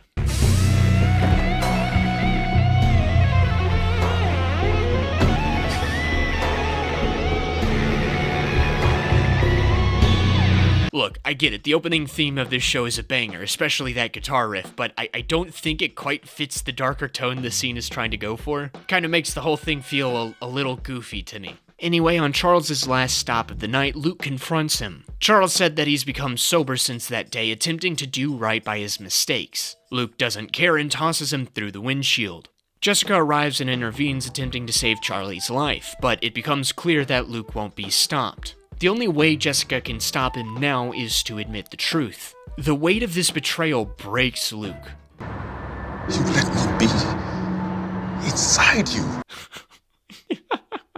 I'm sorry, I'm immature, but that line just tickles me. Of course, it's entirely understandable for Luke to feel this angry. It's one thing for Jessica to kill his wife, even under mind control, but it's another thing to entirely lie about it to his face. And then it becomes a whole different monster when you pillow the widower of the woman you killed multiple times, all the while being fully aware of the scummy thing you're doing. And then you take it to all new heights when you take all my money for your so-called cancer treatment and run off to Florida with your cousin, Linda. That got a little too personal there. I apologize. This was yet another episodic story that is fairly detached from a lot of the overarching plotline of the season, but I like this one a little bit more than the Eastman plot from episode 4. Admittedly, it's a little convenient that Antoine chose this exact moment to defraud a loan shark and his sister in order to start up a weed farm, causing Luke to collide with Jessica yet again. Imagine if this happened much later in the season, or even much earlier. Things would have turned out a lot different in the end if Antoine timed his poor life decisions a little less conveniently. However, I am of the mindset of excusing conveniences if they cause more conflict for the protagonist than solving them. After all, many stories kick off precisely because of conveniences, but the more they are used later on, the more artificial they begin to feel. This convenience in particular brings more pain into Jessica's life and further erodes her relationship with Luke, which she'll have to fix later on. Plus, the information that Luke learns about Kilgrave through the plot of this episode causes him to make some bold, brash mistakes later on in the season. So this convenience isn't as egregious as it could have been. Regardless, this plotline brings Luke back into the fold, revealing more information about the main plot to him while he has a second chance at a relationship with Jessica. The actual players in the plotline are as interesting as they can be with the small amount of screen time they get. Cirx is a businessman first and only retaliates violently once you renege on a deal. Serena seems to be an empathetic woman looking out for her brother. Antoine is a moronic weed entrepreneur, and Charles is a man living with regret due to his actions as an addict and trying to live a better life. Now that I think about it, this seems very similar to what Malcolm's currently going through in the show. However, what makes this more compelling to me is the core relationship between Jessica and Luke, specifically Jessica's growing guilt about her involvement in Reva's death clashing with her attraction to him. She initially helps him with the case as a way of penance for Reva, and then ironically she finds out she's helping Luke take steps closer to discovering her secret. She starts working for her own self-interest of hiding her murder as she reconnects with Luke. Suddenly she's hit a stroke of luck. Reva's death is pegged on Charles and she's in the clear. However, she's forced to reveal the information when Charles is about to be killed. Personally, I really like this decision. Instead of doing something like waiting to make this a big reveal from Kilgrave to turn Luke against Jessica or having the contents of the folder actually indict her, Jessica gets to make the choice to reveal the truth herself. Not only that, but she does it to save a life. All this time, she selfishly hides this secret to preserve her relationship with Luke and to hide from the pain that the event caused. But when it comes down to an innocent man's life, one who's trying to make himself a better person, Jessica reveals it. For the second episode in a row, she makes a self-sacrifice for an addict attempting to better himself. This entire plotline reinforces that at the end of the day, Jessica can be a good person, which is ironically the opposite of what Luke tells her. I was wrong. You are a piece of shit. But it's what Luke tells her that she holds on to, reinforcing what she already believes about herself. Meanwhile, Kilgrave's just straight bullin'. He easily wins about $1 million at a poker game while totally not cheating, and if you doubt it, you can put your head through a wall. He then peruses the local real estate market while enjoying pictures of the love of his life and the peaceful atmosphere of a quaint restaurant. Everybody quiet!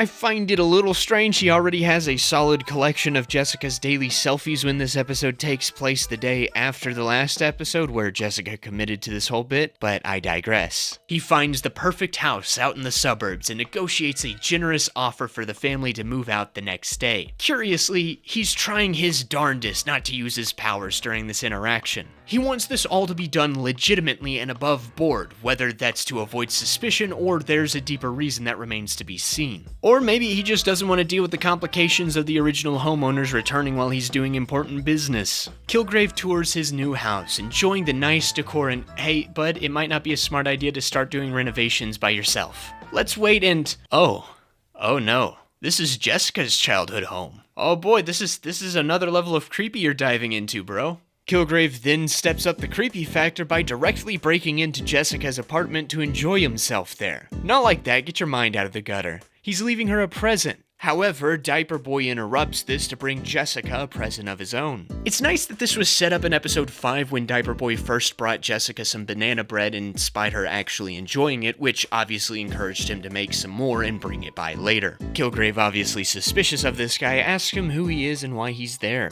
Because I love her. Ooh, that's not the right thing to say. Meanwhile, the woman of the hour is getting kicked out of a bar for getting a little too drunk. Luke's words have taken root in her mind, and now she believes herself to truly be a piece of shit. This doesn't really help with her activities, considering she's currently tailing Jerry's ex-wife, Wendy. She follows Wendy to the subway, where she very calmly and respectfully asks her to sign the divorce papers. Now she threatens to throw Wendy onto the tracks. And then she's so drunk that she accidentally does it. She's just hell-bent on proving Luke right now. Shit!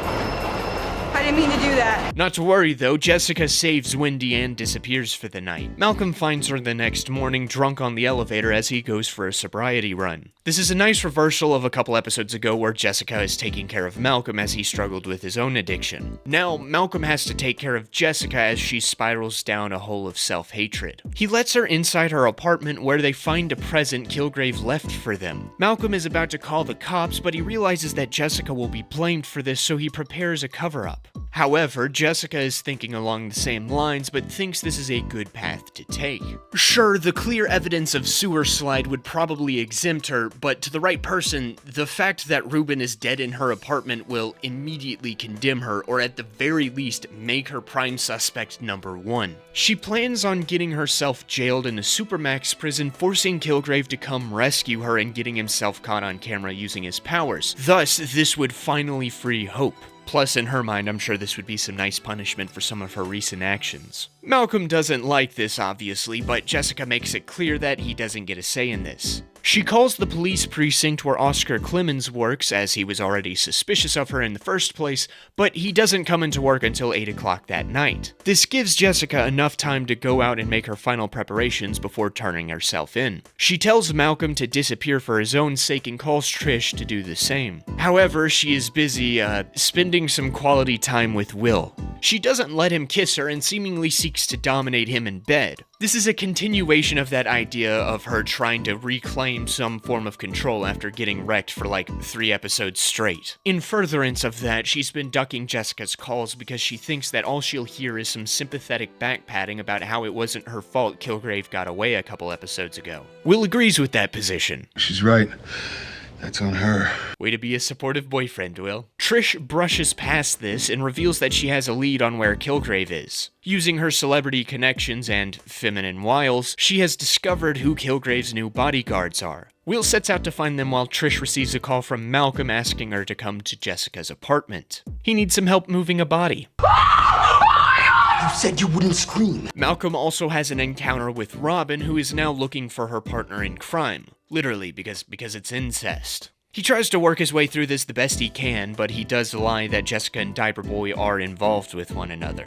Meanwhile, Will finds Kilgrave as he moves his things into Jessica's old house. However, due to the remaining disagreement about how to properly handle the guy, Will lies to Trish about this. There's an interesting dichotomy between these two's idea of proper treatment of Kilgrave. Will is going full Punisher mode, wanting to put the guy in the ground because he's too dangerous to be left to operate in any form in polite society, while Trish wants to simply detain him like Jessica. However, there is a distinct difference there. Jessica is fighting for the sake of rescuing Hope from being punished for actions that weren't hers, and so that no other person can be victimized like herself. Trish explicitly wants vengeance. She wants Kilgrave to suffer until he wants to die, but can't. That's her form of justice. Back to Jessica, she handles her first bit of business before going to the slammer. She intercepts Jerry as she's about to go to court with Secretary and inquires about what she'll have to do to go to Supermax. I don't know why you have to ask, Jessica. I think it's pretty safe to say a brutal murder would do the trick. Jessica requests Jerry meet her at Oscar's precinct at 8 that night and assures her that Wendy will sign the divorce documents in order to convince Jerry to agree to be there. Yeah, Jessica was kinda lying.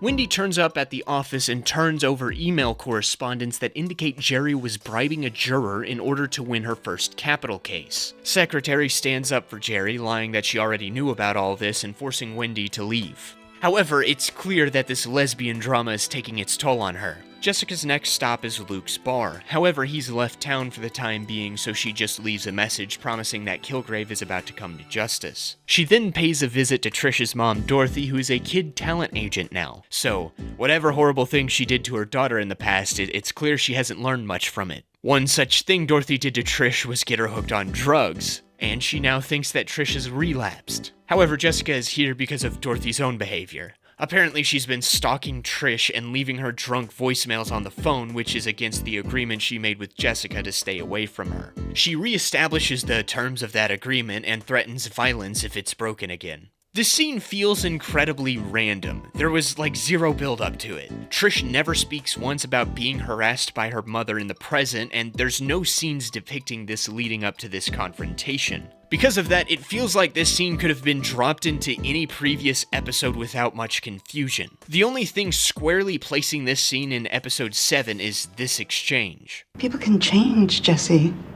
It doesn't make the bad shit you did go away. This reflects how Jessica is currently feeling in the aftermath of her final confrontation with Luke. It's how she views herself just as much as how she views Dorothy. Also, why is this such an important thing to do right now? As she is preparing to go to jail and win her conflict against Kilgrave, why should Jessica go out of her way to do this? I guess she's trying to reinforce her threats in lieu of her imminent trip to the big house, but obviously the one she made as a free woman didn't stop her before this, so I don't really know what she's trying to accomplish here. Again, if we were shown how pertinent of a problem this was before, then maybe this could have been justifiable, but as it is, it feels like a random scene to include.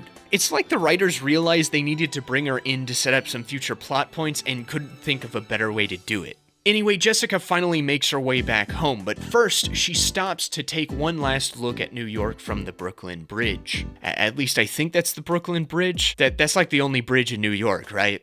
Anyway, once again, the show's theme song kicks in, and again, it just feels weirdly out of place. I get it, it's a cool score, but please reserve it for something a little more emotionally fitting than I'm on a bridge, about to go to jail, woo, yeah, Shimon.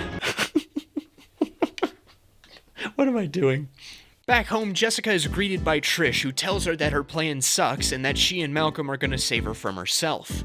You have guilt and shame, and it is clouding your judgment. However, Jessica is still insistent on falling on her sword. Even when Trish reveals that she has a lead on Kilgrave, Jessica wants her to back off for her own good. It makes sense that she would go back to her stance on Trish's involvement from episode 1, since through Diaper Boy's death, Kilgrave has reminded Jessica of just how dangerous he is, and just how easily he can hurt those close to her. When she initially brought Trish and Will in, she knew Kilgrave's weakness and had a solid plan of taking him down. Now, they failed, and this monster is just as much a danger as he's always been. The only path forward Jessica can see now is one in which she's alone. She wants to provide closure to the current victims of Kilgrave while not producing any more. Still not the hero that you wanted me to be. You're exactly the hero I wanted you to be. Trish tells Jessica that Malcolm is dumping Diaper Boy's body, and she shows up right after the deed is done. She takes a dive, having Malcolm film it, and brings Oscar a present. Oh! She desperately tries to get Oscar to send her to Supermax, but Jerry shows up to plead a case for insanity, which is understandable considering Jessica nearly killed her soon-to-be ex-wife, so Jessica fires her for a public defender. Well, I'm glad all of that stuff with Jerry basically amounted to nothing. Jessica should have known that Jerry really likes to win cases, so she shouldn't have gone to Jerry in the first place. Once that's done, Oscar questions the timing of Jessica's confession.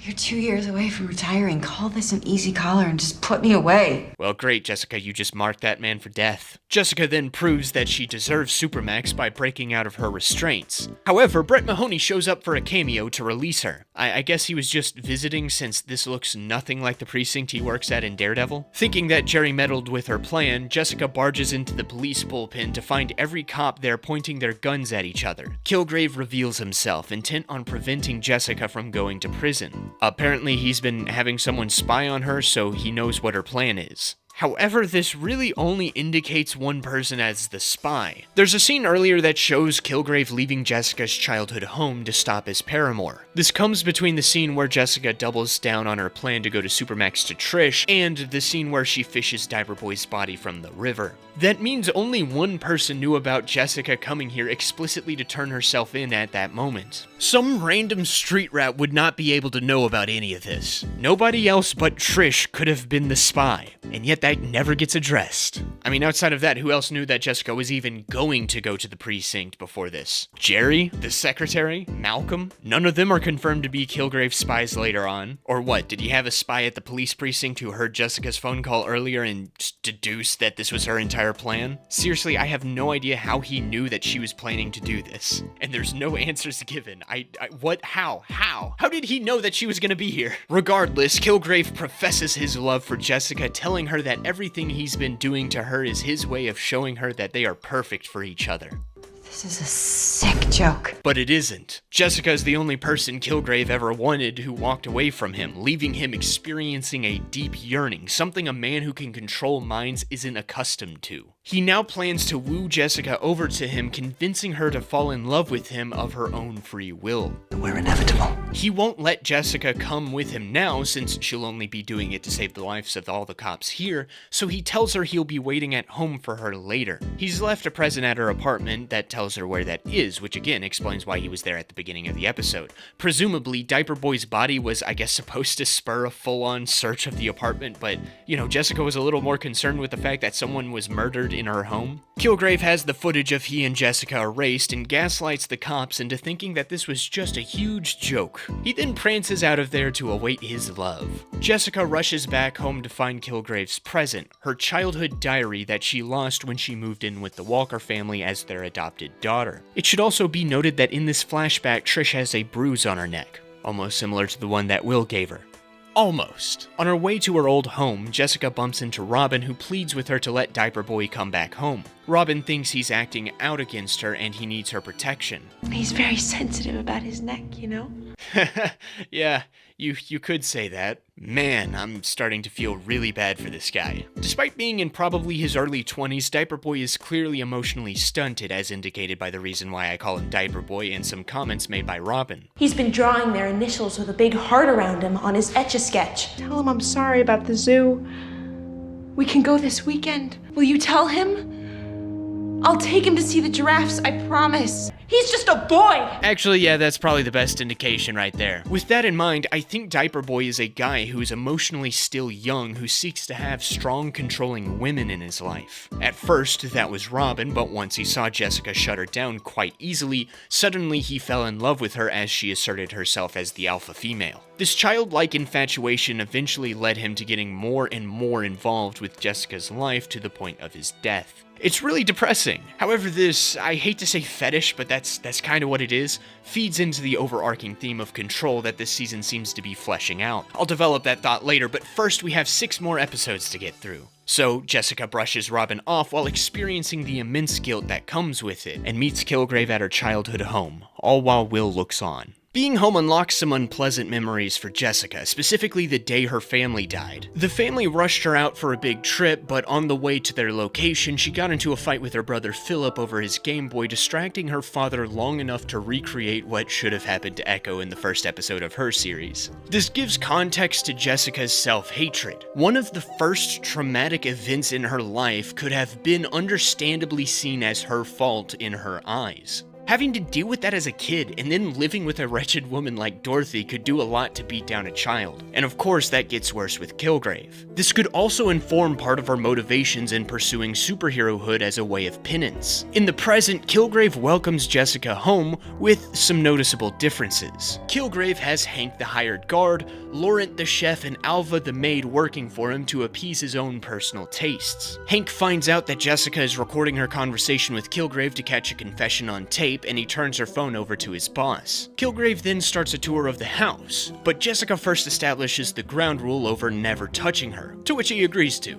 For now. He shows off his efforts of exactly recreating everything from Jessica's childhood, which he accomplished with reference photos from the house's real estate agent. Jessica is less than impressed. But not me, I'm impressed he managed to track all this crap down. I mean, geez, that must have been quite the effort to go through. The tour ends at Jessica's old room, where they're interrupted by a call from Trish. Kilgrave allows Jessica to answer to prove that he won't control her while she's here. Jess lies to Trish that she's fled town over Kilgrave showing up at the police station. How do I know that this is not like last time? When he had you acting like everything was fine.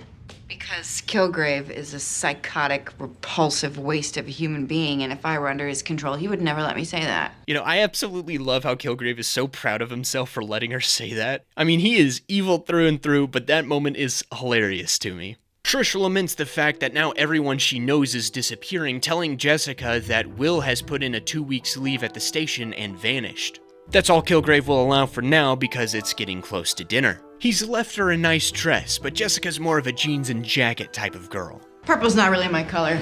The happy couple get into a fight about Jessica's drinking problem. Jessica blames this on him, but Kilgrave ducks culpability and then victim blames her. This causes Jessica to angrily throw her bottle of booze against the wall, triggering Laurent and Alva's latent Kilgrave programming. Kilgrave assures Jessica that this is only a temporary precaution until there's a level of trust established between the two of them. That obviously ain't happening now, so Jessica calls it a night. On her way to her room, she notices that the door to her brother Philip's old room is cracked open. Will jumps her and, thinking she's under Kilgrave control, attempts to abduct her. However, Jessica is able to prove that she's of sound mind, and Will tells her that she has to leave now because he's planted a bomb in the basement. Jessica obviously chastises him about killing innocent civilians along with Kilgrave, but Will assures her that he'll wait until they leave to take out the trash or something before blowing this popsicle stand. However, Jessica steals his phone and reports the bomb threat to Kilgrave, who easily deduces the culprit of this attempted bombing. I find it funny that Jessica berates Will for his extreme actions, but then turns around to defend him against Kilgrave. I think deep down Jessica wants Kilgrave dead, but she's constantly fighting against her urges to pursue justice for Hope. Again, she makes for a good hero, unlike Kilgrave. Her conscience is just more selective. These are the first seeds of what this episode will explore with Kilgrave, whether he is at all capable of being a good person. Seeing how he's the main antagonist and there's like 5 episodes left, the answer is probably already a foregone conclusion. But first, let's check in with the supporting cast. Jerry's divorce proceedings have pretty much gone down the drain thanks to Jessica's intervention. Wendy is now going for the throat, demanding as much money as she can possibly get. Jerry tries to mend things to no avail, but thankfully she's interrupted by Secretary, who has received a message from Jessica, basically catching her up on the current situation. Meanwhile, Trish finally finds Will as he's hanging out with some old army buddies. He lies to her about finding Kilgrave, claiming he's left the city and there's nothing left to fear. Trish is still worried about Jessica, but Will tells her to forget it and live a normal life. Yet that's not a satisfactory answer for her. The next morning, Jessica has breakfast with Kilgrave, where they get into some deep questions. Do your actions ever haunt you? Kilgraves don't, really. And when Jessica presses him on things like forcing Hope to kill her own parents, oh, I see what she's doing. Kilgrave shrugs it off by saying he'd welcome the opportunity for himself. Before we can dive any deeper into that lore, their nosy neighbor intrudes on their alone time. She dishes out all the hot gossip about the scandalous aspects of the Jones family, even claiming that she knew something bad was going to happen to them on that fateful morning. Kilgrave, seeing how this statement obviously hurt Jessica, forces the neighbor to admit that she lied about this in order to bolster her own sense of importance before making her leave. Jessica reluctantly admits that that was satisfying, and Kilgrave takes this as a sign he can touch her hand. It isn't. She freaks out about this and goes inside. We used to do a lot more than just touch hands. Holy crap, dude, you have no self-awareness. So yeah, the show reveals at this point that during Kilgrave and Jessica's relationship, Kilgrave had effectively R-worded her by way of his powers, and he isn't even aware of it. How am I supposed to know? Huh? I never know if someone is doing what they want or what I tell them to. Oh, poor you. Yeah, I think at this point it's pretty much solidified that Kilgrave is the most hateable MCU villain, and he probably won't ever be topped. He takes this a step further, blaming his parents for his behavior, which Jessica, through her own life experiences of being an orphan adopted for clout, refutes. Kilgrave, however, introduces new evidence to the court that he thinks will support him. The flash drive, which the show helpfully reminds us is the very one Jessica dug up in the past. This happened 2 episodes ago. You don't need to show us a flashback. Trust your audience, show. On that flash drive are some Kilgrave home movies that depict his childhood. His parents, who had abandoned him when he was 10, were scientists who experimented on their son every day with cognitive tests and spinal fluid extractions. That is until one day his powers suddenly emerged and his parents fled in fear. Jessica realizes that since he was abandoned so young, nobody was actually around to teach Kilgrave how to be a good person. She thinks that a hostage situation circulating on the news could be a good way to guide him to the light side. The episode then takes a turn to a little field trip for Jessica and Kilgrave while, of course, the help patiently await their return. Family man Chuck is holding his family hostage for some reason, and the police have his home surrounded but can't make a move. This is where Jessica and a reluctant Kilgrave come in. They get through police defenses, and Kilgrave quite easily diffuses the situation with his powers, while also making sure no one speaks a word about their presence. He receives a thank you from the mother, which mimics the gratitude that inspired Jessica to become a hero a couple episodes ago, but Kilgrave seems a little more confused than anything. His first instinct with Chuck is to have the man blow his brains out, but Jessica stops him. He will go to prison and feed off the tit of the taxpayers. You've never paid a goddamn tax in your life. Man, I just filed my taxes the day before writing this, and boy, that man is lucky. Also, holy crap, this video's taken a while to make if we're at that point. Anyway, Jessica convinces Kilgrave to let Chuck turn himself in to the police. A waste of energy. Was it? You just saved 4 lives. Back home, Kilgrave celebrates their successful mission, even acknowledging the gratitude the mother showed him, but he misses the point entirely of the superhero thing. He thinks that doing good things can balance out any of the bad he did. It's like a game of balancing scales to him. Still, he's excited to do it all again, side by side with Jessica. That man almost blew his brains out, which I genuinely thought was the right thing to do. I can't be a hero without you. And at that moment, the realization washes over her. Kilgrave is literally incapable of doing the right thing unless he is steered by the right person, and Jessica is the only one he'll actually listen to. She decides that she needs to clear her head, which Kilgrave allows, but again under the threat of killing the help. Geez, I don't think I've seen chefs this badly abused since the last time I watched The Bear. Jessica makes her way to Trish's place. Holy crap, it's nighttime now. Jessica just told Kilgrave that she's going for a walk, but she's been gone for a few hours now, I'd assume. I highly doubt these people are gonna be breathing much longer. Kilgrave's not necessarily the most patient guy. Anyway, Jessica reveals everything that's happened to Trish, asking her for advice in her current situation. What would you do if you could harness Kilgrave's powers for good? What if you could teach him to be more like you? Show him how to use his powers in a positive way. How would I do that? You would have to stay with him, giving up your life as Trish Walker, living with him. But you could potentially change the world. What would you do? I don't know. Yes, you do. You just don't want me to do it. I really like this answer because it shows that Trish undoubtedly would sacrifice everything in order to use Kilgrave's powers to do good, but she cares about Jessica enough to try to prevent her from doing it herself. So, with both torn on what to do, they hunker down to force a decision to be made. Meanwhile, Jerry gets a threatening email from Wendy. Okay, this is starting to border on harassment now. Wendy's kinda coming off as a bit of a psycho herself, isn't she? I mean, I get it, your lesbian wife cheated on you and everything, but try to act a little normally. Have some composure with yourself. This email is the last straw for Jerry, so she texts Jessica demanding that she immediately dig up dirt on her soon-to-be ex-wife. However, as we're well aware, Jessica doesn't quite have her phone right now. I think Jerry would be well aware of this, since earlier Jessica sent a message from Will's phone explicitly stating that she's with Kilgrave at the moment. Someone as smart as Jerry could easily deduce that maybe Jessica doesn't have her phone and dangerous supercriminal Kilgrave has it. At the very least, she'd probably play it safe and message her back on the phone she last communicated on. You silly woman. Still, Kilgrave accepts the job on her behalf. He's still waiting for Jessica to get back from her walk and keeping a vigilant eye out for her. Well, he's having to help keep a vigilant eye out for her, but, you know, it's the thought that counts. Jessica finally comes back with Chinese takeout in hand, enough for the entire household. She promises to help him be a hero, but only on the condition that he makes a genuine effort of it. Kilgrave's fine with that, but he's still a little hesitant to try the food. So Jessica has to assuage his worries by eating some of it. However, she didn't quite test the food of the help.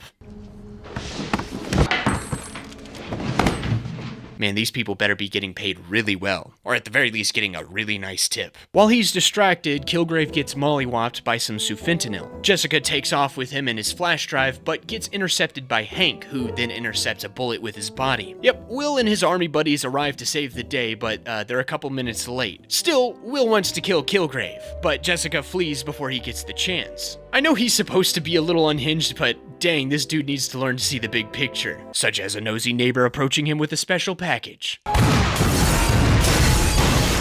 This is a nice payoff to this small side plot for the episode. Will tries to blow up Kilgrave, and then Kilgrave uses the same bomb in a twist of irony on him while using the nosy neighbor who pissed off Jessica earlier as a delivery mechanism. He's using one stone to get revenge on two birds. Will somehow survives this, and Trish somehow finds him. I'm not sure how, since Jessica stole his phone, which means he couldn't have called Trish up, and asking to use anybody else's phone would cause some issues because... Regardless, Trish has found him, and Will has her take him to the Metro Hospital where he can be worked on by one Dr. Kozlov. However, the good doctor only has privileges there, so it takes a bit for him to arrive, allowing Will to figure out where Jessica has taken Kilgrave and ask Trish to go kill him in his stead. Once Kozlov shows up, Will requests to be allowed back in some mysterious program, and Trish is swiftly forced out of the room to go find Jessica. She has locked Kilgrave away in the hermetically sealed room where all he has is a metal cot in a pool of water to walk around in. And I know what you're thinking. And no, this isn't some fun kiddie pool for him to splash around in. An exposed wire sits in the water that allows Jessica to electrocute Kilgrave whenever he pisses her off. Jessica plans to torture him with both this and his home videos from the flash drive, which include other experiments done on other kids in order to get Kilgrave to confess. However, once Jerry is summoned, she explains that a confession under any form of duress can't be submitted as valid evidence to the court. I thought that was a pretty well-known thing, but Jessica is still intent on doing this.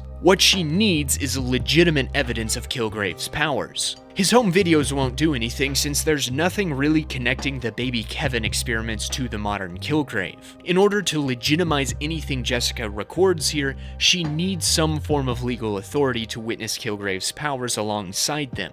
And she needs to find that authority soon since all the public buzz from Kilgrave's other victims has pushed the DA to offer Hope a plea deal which Jerry intends on bringing to her. Luckily, Jessica knows someone who can help, revealing this to be a ploy to trick Jerry into babysitting duty. She goes out and finds Oscar Clemens grabbing some grub, wanting him to help her finally turn in Kilgrave. However, he's content to ignore what happened at that police station a couple nights ago and never be involved with Jessica ever again. Hey, you know what, man? Fair enough. I mean, even if he were willing to help Jessica, he would need definitive proof of Kilgrave's powers before he would do anything. Meanwhile, Jerry receives some bad news. Wendy is now demanding 90% of everything she owns. Holy crap, this woman don't stop. Jerry tries to reason with her, but being Jerry, she can't help but let some bitterness out. This pisses Wendy off and she hangs up. Kilgrave, reading Jerry's lips this whole time, offers up his take.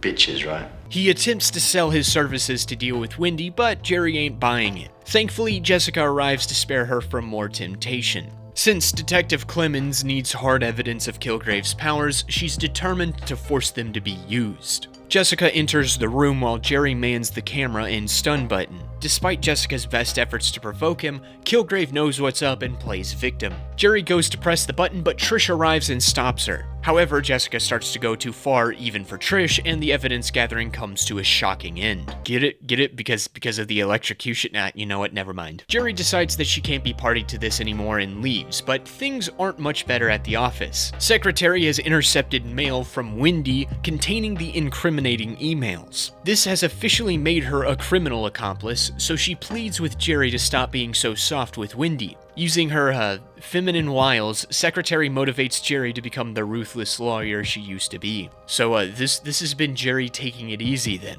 Geez, I wonder what ruthless Jerry looks like. Upon an inspection of her taping, Jessica realizes that Kilgrave played her by tricking her into looking like the perpetrator. I mean, I thought that was pretty obvious from the get-go, but I'm glad we're doing some self-reflection. I just helped his case. I mean, you could always delete the file from the camera. No one knows about it, so no one's gonna come looking for it. It's really not as devastating as you may think, Jess. Still, she hasn't given up yet. Trish wants to abandon Kilgrave here to rot, again making him suffer as her form of justice, but Jessica refuses to let Kilgrave win. She resumes Kilgrave's home videos and realizes what his biggest weakness is, but besides sufentanil, his parents. She and Trish pore over the home videos looking for any clue to their identities. The closest they find is a plaque that can be found in a school science lab. However, a connection thread comes when Jessica mocks Kilgrave with a line from the tapes. You don't see Eric crying when he goes in the sin bin. You don't see Eric crying when he goes in the sin bin. Hey, that's the name of the episode. So baby Kevin apparently looked up to this guy named Eric, but what's a sin bin? Well, most of us are probably more familiar with its alternative name, the penalty box. It's the dedicated area on the field of play in sports like ice hockey and roller derby where a player will be cordoned for violating the rules of play. The sport in which the term sin bin is most used in is rugby, which gives Jessica a lead. Famous University of Manchester rugby player Eric Brantford, who doesn't exist in real life, contrary to my own perception, provides Jessica Mr. and Mrs. Kilgrave's place of employment. She phones the school and finally learns their names, Albert and Louise Thompson. However, after getting caught with their experiments, they stole their grant money and disappeared. Still, this gives Jessica a lead. As she's printing out reference photos for the parents, Jessica receives a call from Hope who tells her that Jerry has brought her the plea deal and she's going to take it. Jessica pleads with her to wait just a little more since she's so close to getting her free. As she hangs up, she realizes that she stepped on the picture of Louise. She looks a little familiar now, I guess. To eagle-eyed viewers, they would recognize her as a quiet attendee of the Kilgrave support group, which Jessica also recognizes, so she has Malcolm assemble an emergency meeting. Even though he's obviously pissed about Jessica saying that she was going to turn herself into the cops but instead vanishing for a few days, Malcolm obliges. Jessica waits for group member Betty to arrive, and once she does, she confronts her, causing her to run away. Once he realizes that Betty is Kilgrave's mom, Malcolm wants to help, but Jessica tells him that his superpower is helping to ease the pain of Kilgrave's survivors. That's one of the things I love about Malcolm. Whether he's high or sober, he is always willing to help people. Jessica follows Louise to where she's been living with Albert for the past few weeks. They reveal to Jessica their side of Kilgrave's childhood. Baby Kevin was born with a degenerative neurological disease which would leave him brain dead as a preteen. So, the Thompsons concocted an experimental virus that would cure him of his disease, but obviously there were side effects. Albert and Louise were enslaved by their own son for years until their fear overcame them and they fled. Years later, they saw Hope's arrest on the news, and Louise convinced Albert to come to New York to help the best they could. So obviously, Jessica appreciates their effort. I wish I had a Mother of the Year award so I could bludgeon you with it. Jess wants them to come with her if they really desire to help.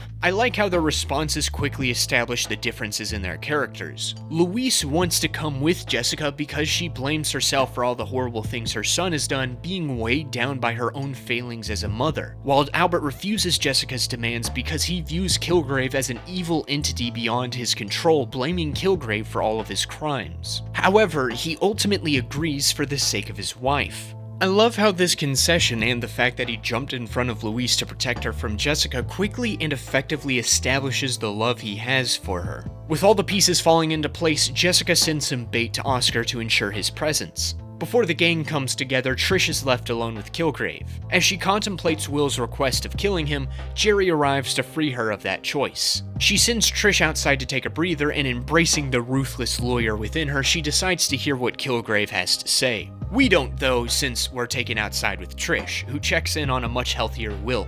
Now that he's up and at him, Will wants to kill Kevin himself, so he tells Trish to run away and find safety. Since Trish is still trying to find some form of control over her life, she refuses. But that doesn't stop Will from being determined to finish his mission. Apparently, the program he's re-enlisted in involves these very patriotic pills. You're supposed to take 1 red for uppers, 2 whites for stability, and 1 blue for the cooldown. I guess we'll have to wait and see what they do. Wait, no, Will, that's soon. 1 red, 1 red!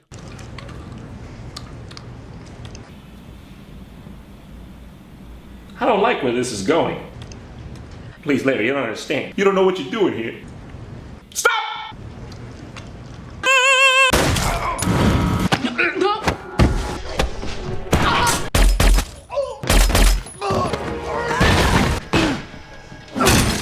I'm sure this'll turn out well. Anyway, whatever it was that Kilgrave told Jerry, it must have been pretty damn convincing, seeing as how she's about to enter the hermetically sealed room when Jessica comes back with the Thompsons. This praise is pretty much going to hold for the rest of the episode, but I absolutely love the acting here as Kilgrave is reuniting with his parents. Yes, obviously David Tennant is great, but the actress who plays Louise, Lisa Emery, is absolutely phenomenal as well. And I just found out apparently she has a pretty prominent role in Ozark, so that's just another reason for me to watch that show at some point. Here, Emery plays a mother's grief and guilt perfectly, but my favorite part of this interaction is obviously David Tennant. Despite loathing his parents, this reunion shows us a deep longing within Kilgrave for at least the love of his mother. However, this is interrupted by Detective Oscar Clemens arriving to put an end to everything. But Trish is able to get the drop on him. Jessica cuffs him to a pipe and threatens Jerry with legal liability to make her stay, and now the main event begins. Right off the bat, Kilgrave answers to Louise calling him Kevin, and he admits to using his powers to get by as a child. Boom, there we go, we got Kilgrave admitting to having powers, and now we have definitive connection between Kilgrave and baby Kevin from the home video. We got all we needed. Let's wrap things up. Huh? We're gonna keep going? Okay, I guess we're gonna keep going. These further interactions doubled down on Kilgrave blaming other people for his actions, while also revealing that he may have actually truly enjoyed being a hero. Jessica taught me to help people. I saved children. I wondered if that would make you proud of me. Louise seems to be, at least, telling her son that she will never walk out on his life again, but that's because she plans on ending it here and now. Obviously, a pair of small scissors to the shoulder isn't fatal, but it reveals that Louise has internalized her guilt so much that she believes that she must be the person to rid the world of the monster she created. A real Frankenstein-type situation is going on here. It's her own form of taking accountability for Kilgrave's rap sheet, but stabbing him with a pair of surgical scissors to the shoulder? Not a great plan. Kilgrave is even less enthused about this, telling Louise to pick up the scissors. Since Oscar has terrible seeing, he somehow fails to see this, so Jessica has to let this continue. Really should have planned that better, Jess. Kilgrave then tells his dear mother to stab herself with the scissors. Okay, did Oscar see that? Okay, good. Let's end this then. Oh shoot, that's not good. Jessica tells everyone to run away as she attempts to intervene. However, Oscar physically can't leave because, again, he's handcuffed, and Trish stays behind to try to be the hero. Louise eventually kills herself, and next up is Albert. Trish tries to save him by shooting at Kilgrave, but 'tis only a flesh wound, so he has both people attempt suicide. Luckily, Trish's gun is empty and Jessica is able to knock out Albert. This gives Kilgrave enough time to collect Oscar as a mind slave and make for the exit. Jessica is able to catch up with him though. Let go of me, Jessica! Oscar delays Jessica long enough for Kilgrave to get away, but there are two critical pieces of information communicated here. First, Kilgrave broke his earlier vow never to use his powers on Jessica. His experience in his own form of a sin bin has eroded whatever twisted form of love Kilgrave had held for her. He's going to be playing a much more dangerous game from now on. Second, Jessica has now realized that she has some level of immunity to Kilgrave's powers, which the show then reinforces by immediately flashing back to the scenes we just watched, but playing it in slow motion. I mean, hey, at least Jessica isn't audibly shouting, "I'm immune to Kilgrave's powers!" So there's some form of subtlety here. Anyway, this means that the game is about to change. Back inside, Trish is still trying to put a bullet in her head until Jessica tricks her into putting it in her mouth. Oscar has woken up and he seems to be doing just fine.